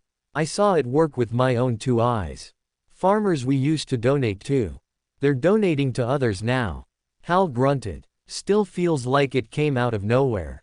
Oliver glanced at him. "Sometimes solutions do. Doesn't make them less real." Location: Aeternum Sub-Level Lab. The soft hum of centrifuges and nutrient processors filled the air. Alex stood before a group of researchers, PhDs, engineers, thinkers from all over the globe who now worked in tandem under Aeternum's innovation wing. "Today," Alex said, "we finalized Stage 2. A scientist raised her hand. "We've completed the nutrient tracer system. If deployed properly, we can eliminate artificial additives in food worldwide within a decade." Alex nodded. "Make it accessible. Translate it into 50 languages. No patent locks." Another researcher said, "We're working on atmospheric supplements to support world regions." Deployment timeline. Alex looked at the map projected onto the wall. "Begin trials in Western Africa and Eastern." Australia. Prepare mobile labs to support regional partners. Everything was moving. Systems within systems. Innovations nested inside public benefit. And not one action was wasted. Location: Themyscira Council Hall. Diana stood before the Elder Council, holding a scroll marked with the Aeternum seal. It is a gift, she explained. A tool for those outside. But its spirit echoes with the harmony of our lands. Queen Hippolyta regarded her daughter. And what do you see in this man? Diana was quiet for a moment, then said, I see intent unmarred by ego. A rare thing. Another Amazon warrior stepped forward. Tools can build empires, or enslave them. Diana met her gaze. Then we remain watchful. But we do not ignore opportunity out of fear. The queen nodded. Then let us observe the weaver from afar. Location: Gotham rooftop, late evening. Bruce Wayne crouched near the edge of a rooftop, cape fluttering behind him. Below, a black van with the Aeternum logo was distributing relief packs to a struggling neighborhood. No cameras. No press. Robin landed beside him. Didn't think I'd find you spying on charity work. Bruce didn't look away. Just verifying intentions. Still don't trust him. I don't trust anything that moves this fast. Robin leaned on the railing. Well, this fast is feeding people and cleaning water in places even the League can't reach. Bruce didn't answer immediately. Finally, he said, I'm not his enemy. I just want to make sure he never forgets the cost of momentum. Robin nodded. You think he will? Bruce narrowed his eyes. If he does, I'll be there to stop him or Dave him in any way possible, because as of right now people might not realize Alex Kent has already become hope for so many people, and nothing good will come if anything happens to him. Location: Aeternum private room. Later that night, Alex sat alone. No data streams. No emails. Just silence, broken only by the wind brushing against the tall glass windows. On the desk beside him was a photo of his family: Martha, Jonathan, Clark, Lois, and himself. Taken at the wedding. A moment of peace. This was why he moved so carefully. Why he'd built the Everlight framework around more than just power or innovation. It was meant to be permanent. A foundation, not a kingdom. He whispered, no more false gods. No more broken systems. Location: Aeternum Tower midnight. The lights inside Aeternum Tower shimmered faintly as if the very building was alive. It stood as a shining pillar of modern innovation and quiet power. At the top floor, within the dimly lit executive office, Alexander Kent sat alone, his sleeves rolled up, a cup of black coffee untouched beside him, and 10 different holographic screens swirling around the dark wood desk. Lines of data scrolled across each display: financial charts, global agricultural reports, private messages from investors, encrypted logs from anonymous sources, and more. With a casual flick of his fingers, he manipulated them, pausing occasionally to mark animals, confirm shipments, or dispatch instructions. This was his sanctuary, where the facades dropped, and the true architect behind Aeternum operated in full. A subtle beep sounded. Alex pressed a key on the console. His assistant's voice came through. Sir, the satellite scans from Sector Delta show unusual heat signatures in a remote patch of Siberia. Should I flag it? He leaned back slightly, thinking. No. Just monitor for now. Log any spike beyond baseline activity. Understood. The line cut. He stood up and walked over to the large window, staring out into the sleeping city. For all its chaos, Gotham now had a rhythm, one that Aeternum had subtly influenced. Crime rates had fallen in districts his company funded. Homeless shelters now operated on tech-enhanced agricultural food supplies he'd recently released. And education programs quietly funded and supervised were opening new paths for underprivileged youth. He wasn't building an empire just for the sake of power. This was Project Evernight, the master plan he had conceived the night he realized he wasn't meant to survive in the DC universe as a background figure. If he was going to live, he would control the narrative. Evernight wasn't domination. It was survival. The creation of a world that would never be able to turn on him or the ones he loved. A world where even gods had to play by rules he designed. Every move mattered. Every resource acquired, every partnership made, even every act of charity, all served a long-term function. He returned to his desk, tapping a single icon. The screen transitioned to a new schematic. It was a city map. Not of Gotham. Not entirely. It was layered, showing every major metropolis connected by key Aeternum facilities. Global logistics were converging into hubs. He was quietly setting up infrastructure strong enough to support not just tech, but influence.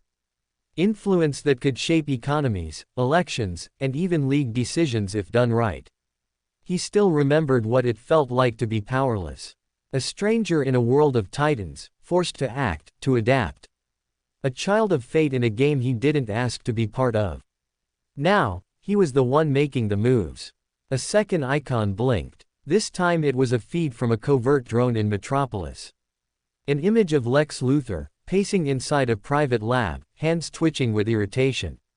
Aeternum's agricultural success had caused the stock value of LexCorp's agro divisions to plummet in weeks. And Luthor had taken it personally. Still clinging to pride, Alex murmured to himself. He watched as Luthor slammed a screen shut. Rage. Humiliation. The predictable downfall of men who tried to win through force alone. But Alex wouldn't make that mistake. He didn't want enemies. He wanted Believers. Partners. And if not that, then competitors too focused on playing his game to realize it wasn't theirs anymore. A subtle knock came at the door. He turned. Come in. It was Clark. In his usual casual wear flannel shirt, jeans, and tired eyes. The farm boy still visible beneath the superhero. You're still up? Clark asked, stepping inside. Barely started, Alex replied with a faint grin. Need something? Clark looked hesitant, then said, Lois wanted to thank you again for the wedding. She won't stop saying how magical it was. Honestly, I don't even know how you pulled off half of it. Alex chuckled and waved the compliment off. Just called in a few favors. She also said it looked like the whole Justice League showed up, in disguise. It's amazing what happens when you send out handwritten invitations, Alex said. People take that seriously. Clark studied him for a second longer. You're doing a lot, he said. I know you say it's for everyone, and I believe that. But I can tell, this is more than just helping the world. Alex paused, not denying it. Yeah, he said quietly. It is. Clark approached, stopping beside the desk. You're building something. I don't know what it is exactly, but I see the effort. I see the weight behind it. Alex's gaze didn't shift from the holographic map. I just want to make sure no one we care about ever has to feel powerless again, he said finally. Clark smiled faintly. Then just remember, you don't have to carry it alone. Alex looked at his brother and nodded once. Thanks. They shared a quiet moment. Then Clark added, also. Mom says you're still not visiting enough. She threatened to come drag you herself. Alex smirked. Tell her I'm free this weekend. I'll bring pick. Clark laughed, gave him a light punch on the shoulder, and left. Alone again, Alex turned back toward the window, gaze sharpening. Below, his city was alive. Breathing. Changing. And at the center of it all he stood, watching. This was only the beginning. Project Evernight was awake. The moment his body stabilized after the final digestion, Alex felt a shift. Not around him but within. A stillness. Then a pull. He didn't fight it. His eyes closed. The next moment, he was no longer in the world of light and stone. Instead, the castle received him. That same starless void, swirling mists, and brass bone throne stretched before him once more. But this time, it welcomed him differently. The throne didn't radiate silent authority alone, it responded to his presence like a living thing. He walked forward without hesitation. Each step echoed with the weight of divinity and madness. The pathways curled around him like shadows under moonlight. He could feel all of them now sitting in harmony with the others. He reached the throne and sat. Immediately, the fog shifted. Candles dimmed. An invisible current spread from him, his will, now fully acknowledged by the castle. He exhaled. A silvery thread uncoated from his palm, as if summoned from his very soul. It swayed gently in the void, waiting. Let's find it, he whispered. His voice didn't echo. It sank as if consumed by something listening far beneath the floor. Alex closed his eyes and extended both hands. From the Fool pathway came the gift of divination. But here within the castle it was amplified beyond normal comprehension. What was once a coin, or candle, or ritual circle, became an orchestration of stars and threads. Here, the act of divining became the act of choosing which truth to uncover. He focused. Greater than, the group whispered by the castle. The ones who wait beyond the veil. The Tho Vildo Thrune. The moment he concentrated, the throne reacted. Dozens of glowing strings unraveled from the mist, intertwining with the thread in his hand. Each one was an echo, a trace, a possibility. But most snapped instantly. False leads. Dead ends. Illusions. Only one thread remained dim, brittle, blood-colored. It pulsed irregularly, as though fighting to stay unseen. Alex took a breath, and reached for it. Pain lanced through his fingers. His veins burned, but he held on. Images flashed through his mind. Not full visions, just fragments. A shattered cathedral where reality hung like torn curtains. A figure without a face, standing beneath a hanging lantern that flickered in reverse. A symbol burned into a stone floor. An inverted triangle split by a jagged crack. And one word no, a sound barely decipherable, but echoing like a forgotten scream inside his skull. Beverin. It was not a name. It was a direction. Alex pulled his hand back. Smoke curled from his fingers. They'd blistered slightly but already began to heal. He opened his eyes. The thread was gone. The candles flared back to life. The throne quieted. But his purpose had sharpened. He stood, nodding silently to the castle. It responded not with knots, but with stillness, as if acknowledging, "You are ready." He reappeared in the real world, back in his sanctum beneath Aeternum.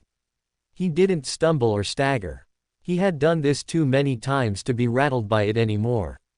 Still, what he felt clinging to the edge of his mind was wrong. That thread he touched, it wasn't just obscure. It had been actively hidden. Whatever this Thu Vuldu Thrund was, it didn't want to be found. But the castle found it anyway.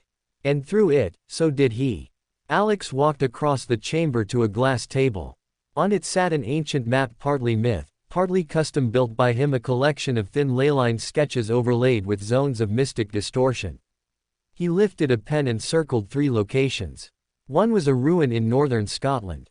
Another, an abandoned factory in Bloodhaven. The third, a long-forgotten village outside Keystone City, completely wiped off most databases. All 3 bore faint signs of the energy he'd touched.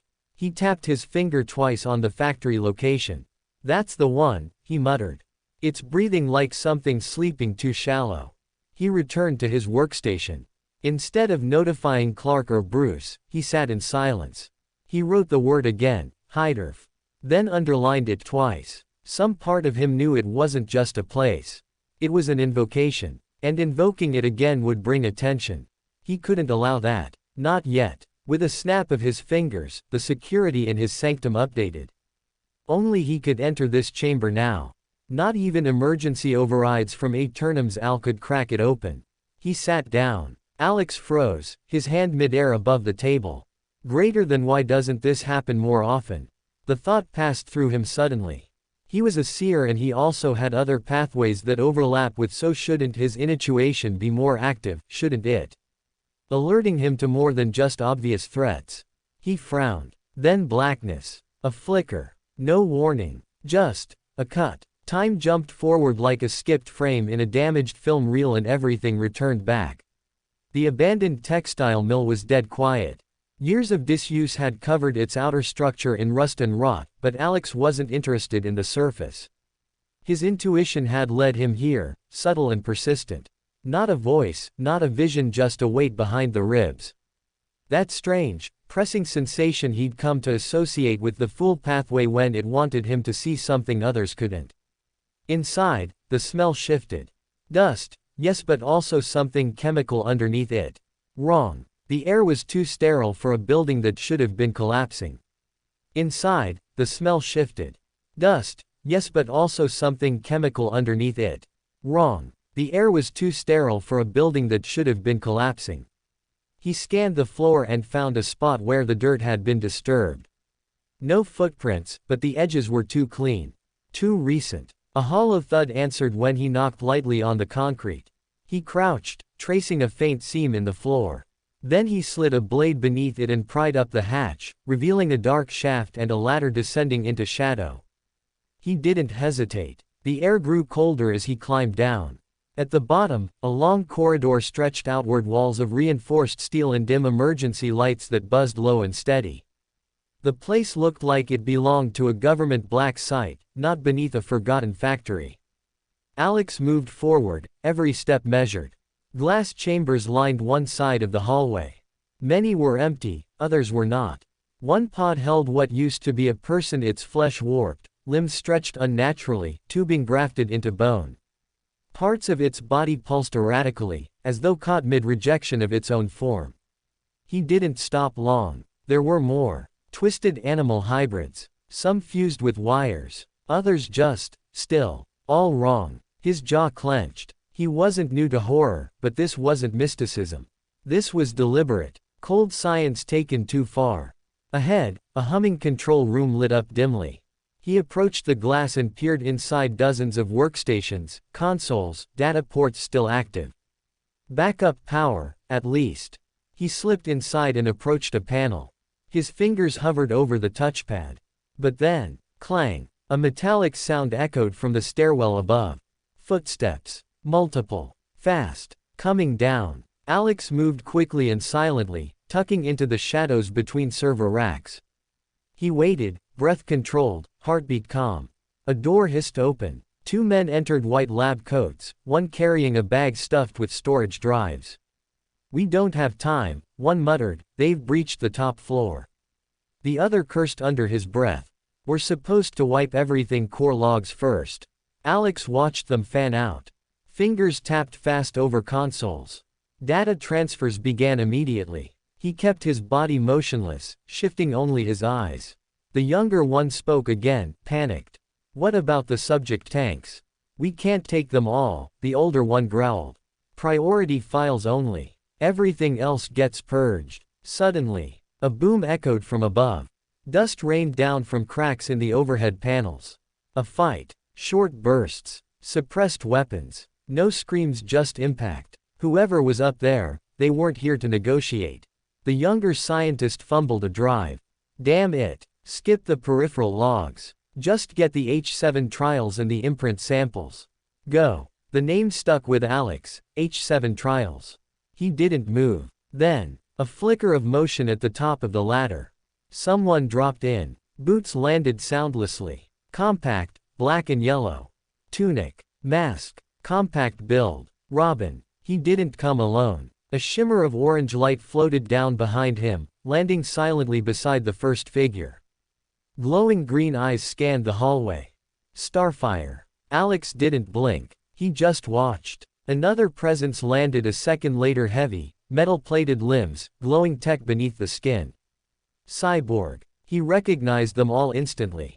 The Teen Titans. He stayed still, completely veiled by darkness and positioning. Rowan motioned with two fingers. Starfire drifted forward. Cyborg peeled off toward a terminal. Alex's eyes tracked everything. Silent. Calculating. So this was the group responsible for the assault. Not mercenaries. Not government cleanup. A hero team. That changed everything. The lab wasn't just suspicious, it was dangerous enough to draw them in, quietly, without oversight. A quiet hum rose from a nearby console. Cyborg muttered, "Most of it's gone, but I've got fragments. Genetic editing, failed metas, neural patterning. Someone was building weapons here. Organic ones." Starfire's eyes narrowed. "There are still life signs." Robin didn't speak. He only moved. Efficient. Focused. Alex watched the team begin sweeping the room. Still undetected. His eyes flicked once to the corridor the scientists had fled through. Then back to the Titans, already dissecting the lab's systems. And still his intuition itched. Not finished yet. Robin's voice cut through the low hum of machines. "Starfire, check the cast wing. Cyborg, finish pulling the drives. We're short on time." They moved efficiently. Fast, quiet, precise. But not quiet enough. Alex could hear them drawing closer, their footsteps getting louder with each passing second. He stayed low behind the metal consoles, breath measured. No reason to run, he'd already seen too much. A red light swept across the room. Cyborg's scanner. Wait, Cyborg said. Got something. Heat signature, southeast corner. Someone's down here. Robin immediately shifted, drawing a baton from his belt. Starfire hovered silently, light crackling across her palms. Alex stood. He didn't raise his hands or make a scene, just stepped out of the shadows and let them see him clearly, calm. Neutral. Watching. Robin's eyes narrowed. Identify yourself. Just passing through, Alex said evenly. Didn't expect company. Doesn't answer the question. Cyborg's arm folded into a compact cannon. I'm not with whoever ran this place. Came to look into it. Like you. You expect us to believe that. Robin's voice was cold, but he didn't attack. Doesn't matter what you believe. I didn't touch anything. You can check. Robin glanced at Cyborg, who gave a small nod. No tampering on the terminals he's near. Looks clean. He wasn't here for the data. Starfire slowly floated downward, watching him closely. You're not on any registry, Robin said. Not Deo, not Justice League, not Titans. So why are you here?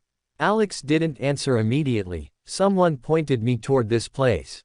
Seemed like something worth looking into. Robin tilted his head. Someone. I don't name sources. Especially not to people who show up armed and suspicious. Robin didn't flinch. You're lucky we're not treating you as a hostile. Alex shrugged slightly. I'm not the one breaking test tubes and knocking out scientists. Cyborg let out a short exhale, half a laugh, half irritation. Starfire finally spoke. Iter's voice was softer, but serious. What did you see before we arrived?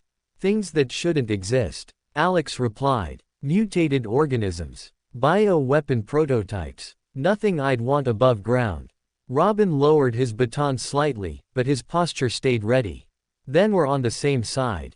For now. Alex raised a brow. That an invitation? No, Robin said bluntly.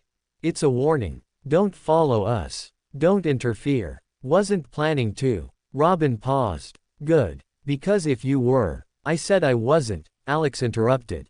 For a long second, they stared at each other, neither backing down.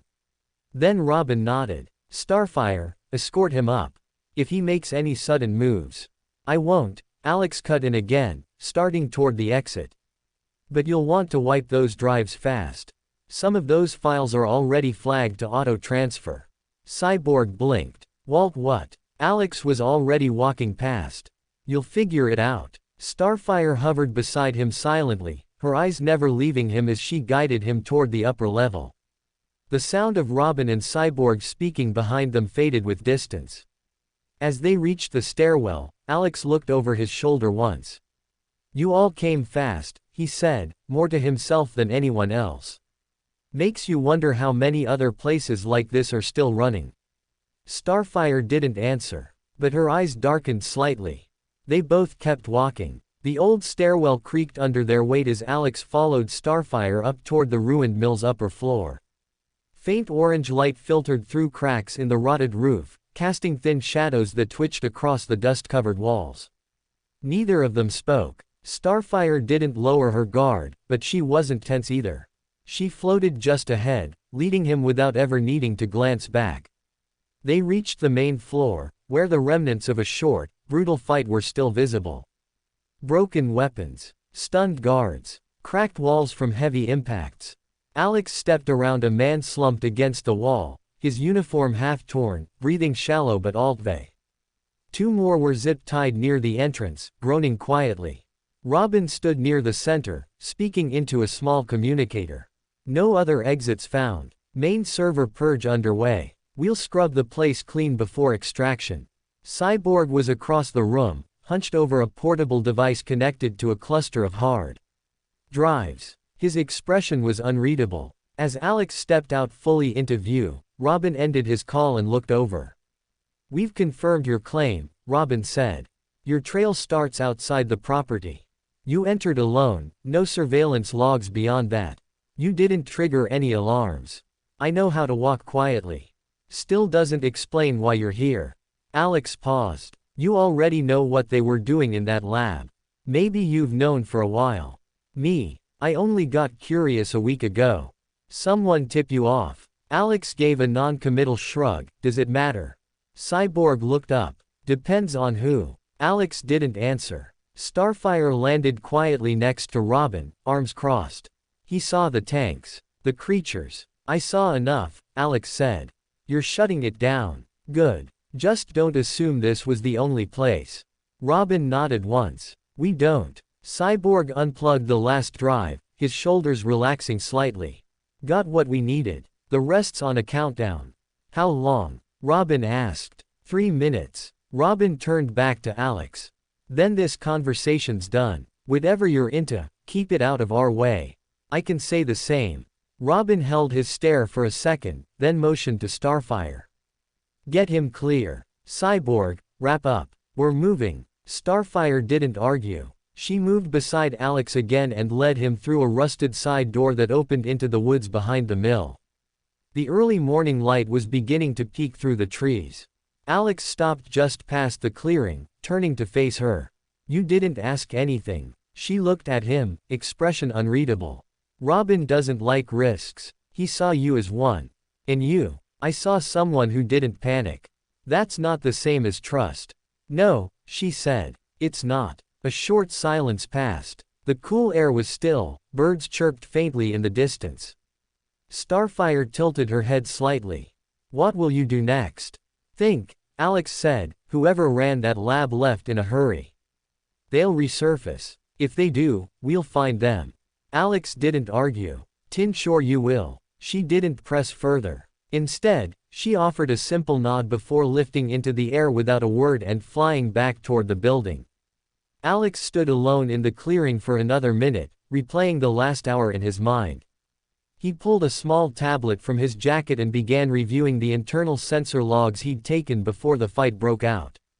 Visual captures, bio readings, partial equipment tags. It wasn't much, but it was enough to follow. He walked down the dirt path leading back to the main road, boots crunching lightly against the loose gravel. A train passed in the distance, loud, steady, mundane. Everything above ground seemed normal again. That didn't mean it was. Alex reached a small parked car he'd left 2 roads over, no plates, unmarked, forgettable. He got in and pulled away without fanfare. He didn't know where the next site was beside the main ones. But the notes on the storage tanks had identifiers, batch numbers, cross-referenced labels that hinted at logistics routes and supply chains. It wouldn't take long to start tracing them. A few intersections. A few favors. He didn't need much. Back at the mill, the remaining data was now in Titan hands. He doubted they'd share any of it. Not with someone like him. That was fine. He wasn't after recognition. He wasn't after revenge. Just information. And something about that lab hadn't sat right. It wasn't just the experiments. It was how everything had been abandoned mid-run, protocols half-executed, files left transferring. Even the guards didn't seem trained to defend, just to delay. As if they'd known this was a losing battle. As if the real operation had already moved on. Alex drove deeper into the city, the trees thinning into old roads and cracked concrete. A warehouse district loomed ahead. He didn't slow down. Not yet. The second site was smaller, more discreet. An old truck repair facility just outside Gotham's industrial perimeter, tucked between a drainage canal and a forgotten rail yard. On paper, it had been shut down for years. In practice, the Titans had flagged multiple signals, power spikes, encrypted drone movement, and biosignature suppression fields hidden under routine maintenance codes. This time, they came prepared. Cyborg had scrambled satellite loops to prevent surveillance flagging. Robin analyzed the terrain and building layout the moment they arrived. Starfire and Beast Boy remained airborne in slow circular patrols while Raven kept her senses stretched through the building.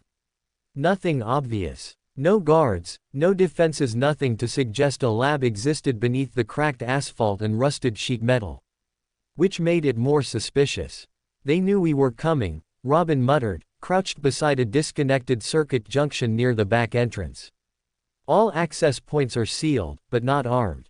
This place wasn't abandoned. It was stripped. Cyborg nodded from the other side of the doorway. All traces of hard storage wiped. Power's still trickling in from an off-grid generator. Could be a decoy. Could be a trap, Raven said quietly. She hovered just above the ground, eyes half closed, focused on something no one else could see. I feel echoes. Residue. Robin looked up. Pain. She shook her head. Not fear either. Something more, controlled. Like routine observation. Starfire landed lightly beside them. If they fled, why leave power running? Cyborg ran another scan, frowning. Because whatever they moved wasn't everything. Either they didn't have time to finish or something kept them from taking the full setup. Robin stood. Then we look for what they left. He gave a short signal. The team split into two groups: Robin, Raven, and Cyborg through the lower maintenance tunnels, Starfire and Beast Boy looping from the roof through the collapsed south side. The corridors inside were tight, narrow, metallic, with faded hazard signs and industrial vents that hadn't been cleaned in a decade. A faint antiseptic smell lingered. Not fresh, but not old either. The air recirculators were still active. Cyborg stopped at a half-burned access panel and ran a cable from his arm into the port. They scrubbed logs, but not deep enough. There's a residual pattern in the power draw. They were running biometric containment pods down here. 8 at minimum. 3 weeks ago. Destination? Robin asked. Blank. Internal routing only. Raven glanced down another hallway. I sense something ahead. Lower level. Robin nodded and moved forward. They followed the narrow staircase downward, past warning signs and into a reinforced sub-level. Here, the silence felt heavier. Lights flickered once, then steadied. They entered a room that looked like a storage vault. 4 large frames stood at the back wall: pods, partially dismantled. Tubes disconnected, metal plating still slick with something synthetic. The walls had several small crates stacked along them, unmarked, sealed with biometric locks. Most were empty. One wasn't. Robin pried it open carefully with a tool from his belt. Inside were documents: physical, handwritten annotations over schematics and charts. He passed them to Cyborg. Looks like movement orders. Batch tags. Sample identifications. Some are location strings. Cyborg's eyes glowed briefly as he scanned. 2 of these match with facilities across the river. Not labs. Logistics hubs. Could be staging points. Raven slowly stepped toward the pods, her hand hovering over one of the inactive tubes. Her expression darkened. Something was grown here, she murmured. Something conscious. Robin turned. Can you tell if it's connected to what we saw before? I don't need to, Raven said quietly. This one was active after the first lab was destroyed. They didn't stop. They just split the process. Footsteps echoed from above. Robin reacted instantly, stepping toward the stairs and signaling silence. But it wasn't hostile. Starfire landed smoothly beside him a moment later. Beast Boy shifted from a hawk into his usual form behind her, brushing dust off his shoulders. Perimeter's clear, Beast Boy said. If there was anyone here, they're long gone. Starfire added, we found a data uplink on the roof, connected to a relay tower. It was transmitting encrypted logs until 3 days ago. Robin nodded. They ran when we hit the first lab. They've probably relocated again. But now we've got something. He turned to Cyborg. Can you trace the uplink signal path? Not in full, but I can get the last node it hit. Could take me a few hours to work through the noise. Do it. Robin looked over the others. We won't stop them here. But we're starting to see how they operate. They set up multiple sites and abandoned them on rotation. That takes coordination. Funding. We need to find where they actually stay, not where they work. Beast Boy frowned. How many of these places do you think there are? Robin didn't answer. Raven did. Enough to lose track of one. Starfire asked quietly, and what of the boy? Alexander. Robin hesitated, then looked back at the open pod. The wiring, the sediment stains, the scars on the metal where something once lived. He found the first lab before us. Someone pointed him there. Do you think he's involved? Cyborg asked. I don't know, Robin said. But whoever bullet these sites didn't expect him. That alone makes him worth watching. Beast Boy crossed his arms. He helped. He wasn't hostile. I'm not calling him a threat, Robin said. But people like that don't just wander into places like this without reason. Someone gave him a push. Silence settled over the group. Robin finally spoke again. Let's scrub this place clean. I want everything logged. If there's another site and there will be, we're going to get there first. The transmission from the rooftop relay wasn't direct. It bounced through 8 intermediary nodes, most of them disguised as old municipal servers or abandoned satellite towers before hitting its endpoint. What made it strange was the redundancy. They weren't just hiding the signal, Cyborg explained, his voice flat as the team gathered around the table in their mobile base. They were testing response time, packet integrity, and reroute algorithms. Like they were watching who followed it. Robin leaned over the display. A honeypot. More like a minefield. But I found the last node that responded. It's underground, outside Gotham, an old Cold War listening post. Last listed under a fake utility firm, inactive for decades. It's in the forest west of Route 16. Signal history shows recent activity last pinged 2 days ago. Starfire frowned. Could it still be occupied? Possibly. But even if they've moved, it's the most solid trail we've got. Robin nodded. We go in tonight. They left the city quietly. By dusk, the Titans had reached the perimeter of the forest. The sun was setting, casting long shadows between the pine trees. Robin used thermal drones to scout from above while Cyborg rerouted satellite attention away from their path. The facility was buried beneath a ridge of limestone, almost invisible without knowing what to look for. A faded concrete slab chipped and overgrown marked the entrance. Most would have walked right past it. Still has power, Cyborg said, tapping a handheld scanner. Minimal, just enough to keep a based system running. They're either still using it, or it was left running for a reason. Robin stepped forward, motioning for silence. He knelt at the hatch and slid a tool between the edges. It opened with a quiet hiss, releasing a faint scent of cold air and oil. They moved in. The interior was narrow and metallic, an old spiral tunnel lined with steel support ribs. Rust decorated the walls, but the deeper they went, the cleaner it got. Someone had kept this part maintained. Beast Boy whispered, "Why does this feel more like a bunker than a lab?" "Because it was one," Robin replied. "And someone repurposed it." After 20 meters, the corridor opened into a wider chamber, once a command center. Now rearranged into something between a lab and a surveillance hub. Monitors blinked quietly on one side. The opposite wall held equipment, familiar tubes, IV setups, and cages, all empty now. No signs of a struggle. Starfire moved forward. "These pods, they are like the ones from before." Robin walked to a central desk, flipping through an open folder. This time, the contents were more direct. Maps, observation notes, subject IDs.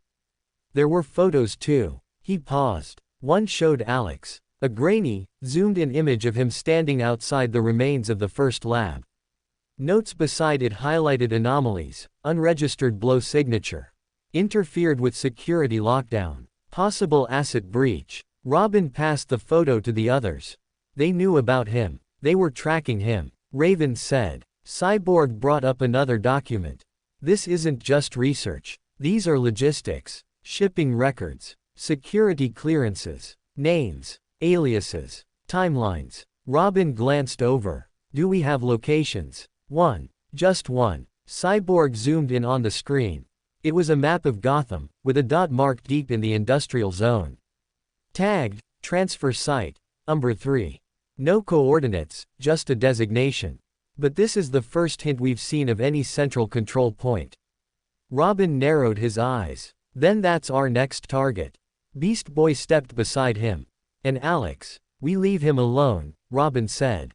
He's not the enemy. But we stay aware. If someone's trying to use him, or if he's deeper into this than we know, we'll deal with it then. Raven stood quietly at the far end of the room. Her hand hovered above the old wall panel, her fingers brushing the edge of the cold steel. There's something beneath us, she said softly.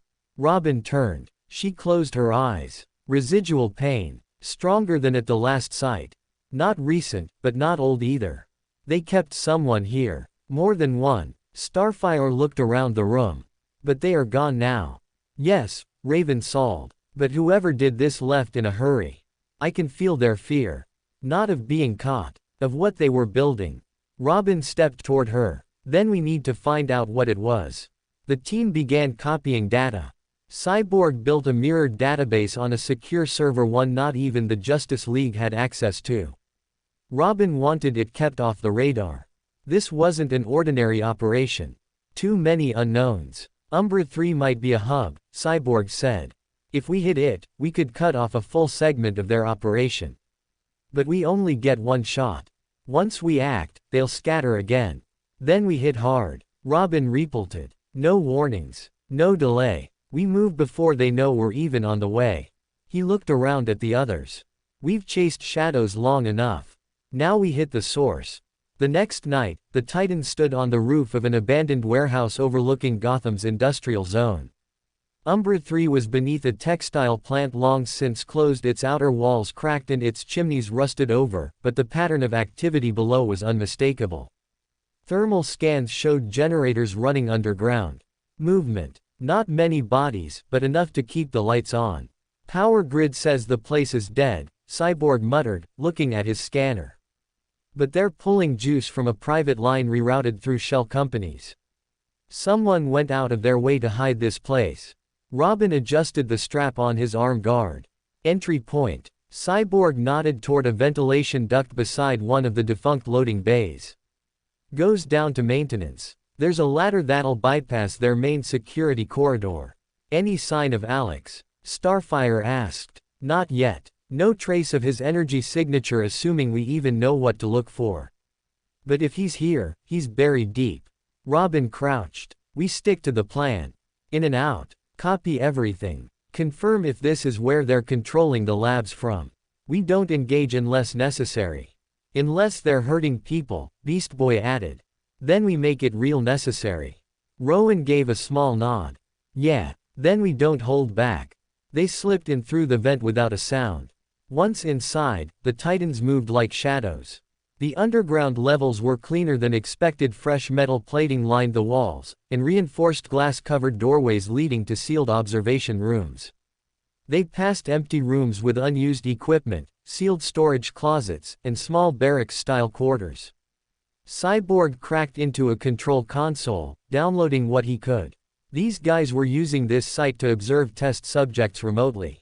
Not perform experiments themselves. Look time logs, subject health metrics, and direct links to 5 different locations. Raven narrowed her eyes, monitoring them like lab rats. Robin leaned over. Anything on who's running the operation? Cyborg paused. Code names. Handlers mostly. But one tag keeps coming up next to the data pulls. Origin Node 1. I don't know what it means yet. Before he could say more, the hallway lights dimmed. Something had triggered a proximity alert. They know we're here, Robin SATD. Form up. Metal clunked as a pair of automated defense turrets dropped from the ceiling.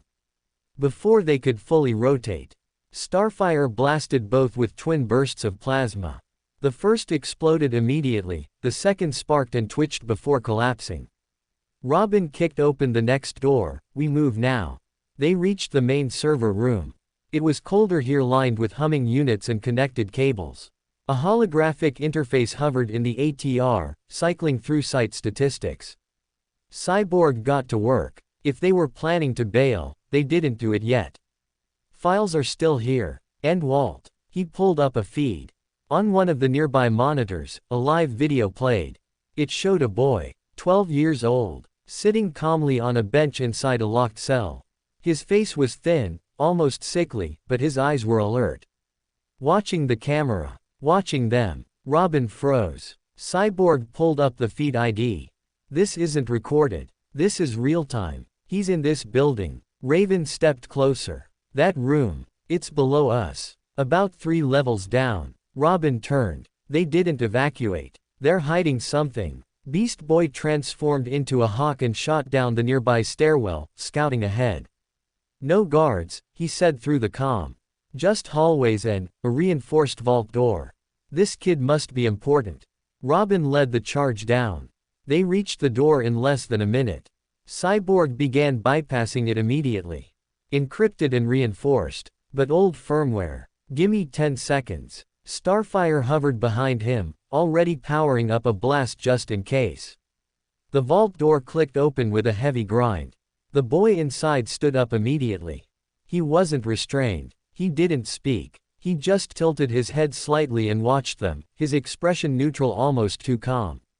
Robin stepped in slowly. We're not here to hurt you. What's your name? The boy blinked. Do you know Alex? Everyone froze. Robin's tone shifted. Yes. How do you know him? He told me not to talk much. Just to wait. He said someone would come. When did he tell you that? The boy walked forward. Yesterday. He broke into the lower floor. He left me a message. Cyborg's eyes widened. There's no breach on the lower levels in any of the logs. He didn't trigger alarms, the boy replied. He turned them off. Robin exchanged glances with the others. The boy kept walking toward them. Alex said if you came, I could go with you. But only if you promised not to follow him. Robin looked him in the eye. Where did he go? The boy shrugged. Up. He said it's time to do something important. Robin's jaw clenched. You're saying he was here, while we were coming in? Maybe. Maybe he still is. But you won't find him unless he wants you to. Robin turned to Cyborg. Is the data transfer done? Almost. Got 80%. We leave now or we risk losing the uplink. Robin hesitated. They had a choice. Stay and search for Alex and possibly lose everything they'd gathered, or get out clean, with proof of the network's reach and a rescued subject. Raven stepped beside him. He's not in danger. The kid is telling the truth. Robin gave a single nod. All right. Everyone out. Secure the boy. Pull the rest of the data en route. 15 minutes later, the Titans were back above ground. The building collapsed behind them as fail-safes kicked in. Cyborg had rigged the systems to overload once they'd pulled the server core. They disappeared into the night with one more piece of the puzzle in their hands. And Alex, wherever he was, had slipped away again. For more thrilling fanfiction stories like this, check out my channel Fanfic Audiobook. Dive into epic adventures, mysterious realms, and legendary journeys brought to life through immersive storytelling. Don't forget to like, share, and subscribe for more amazing audiobooks.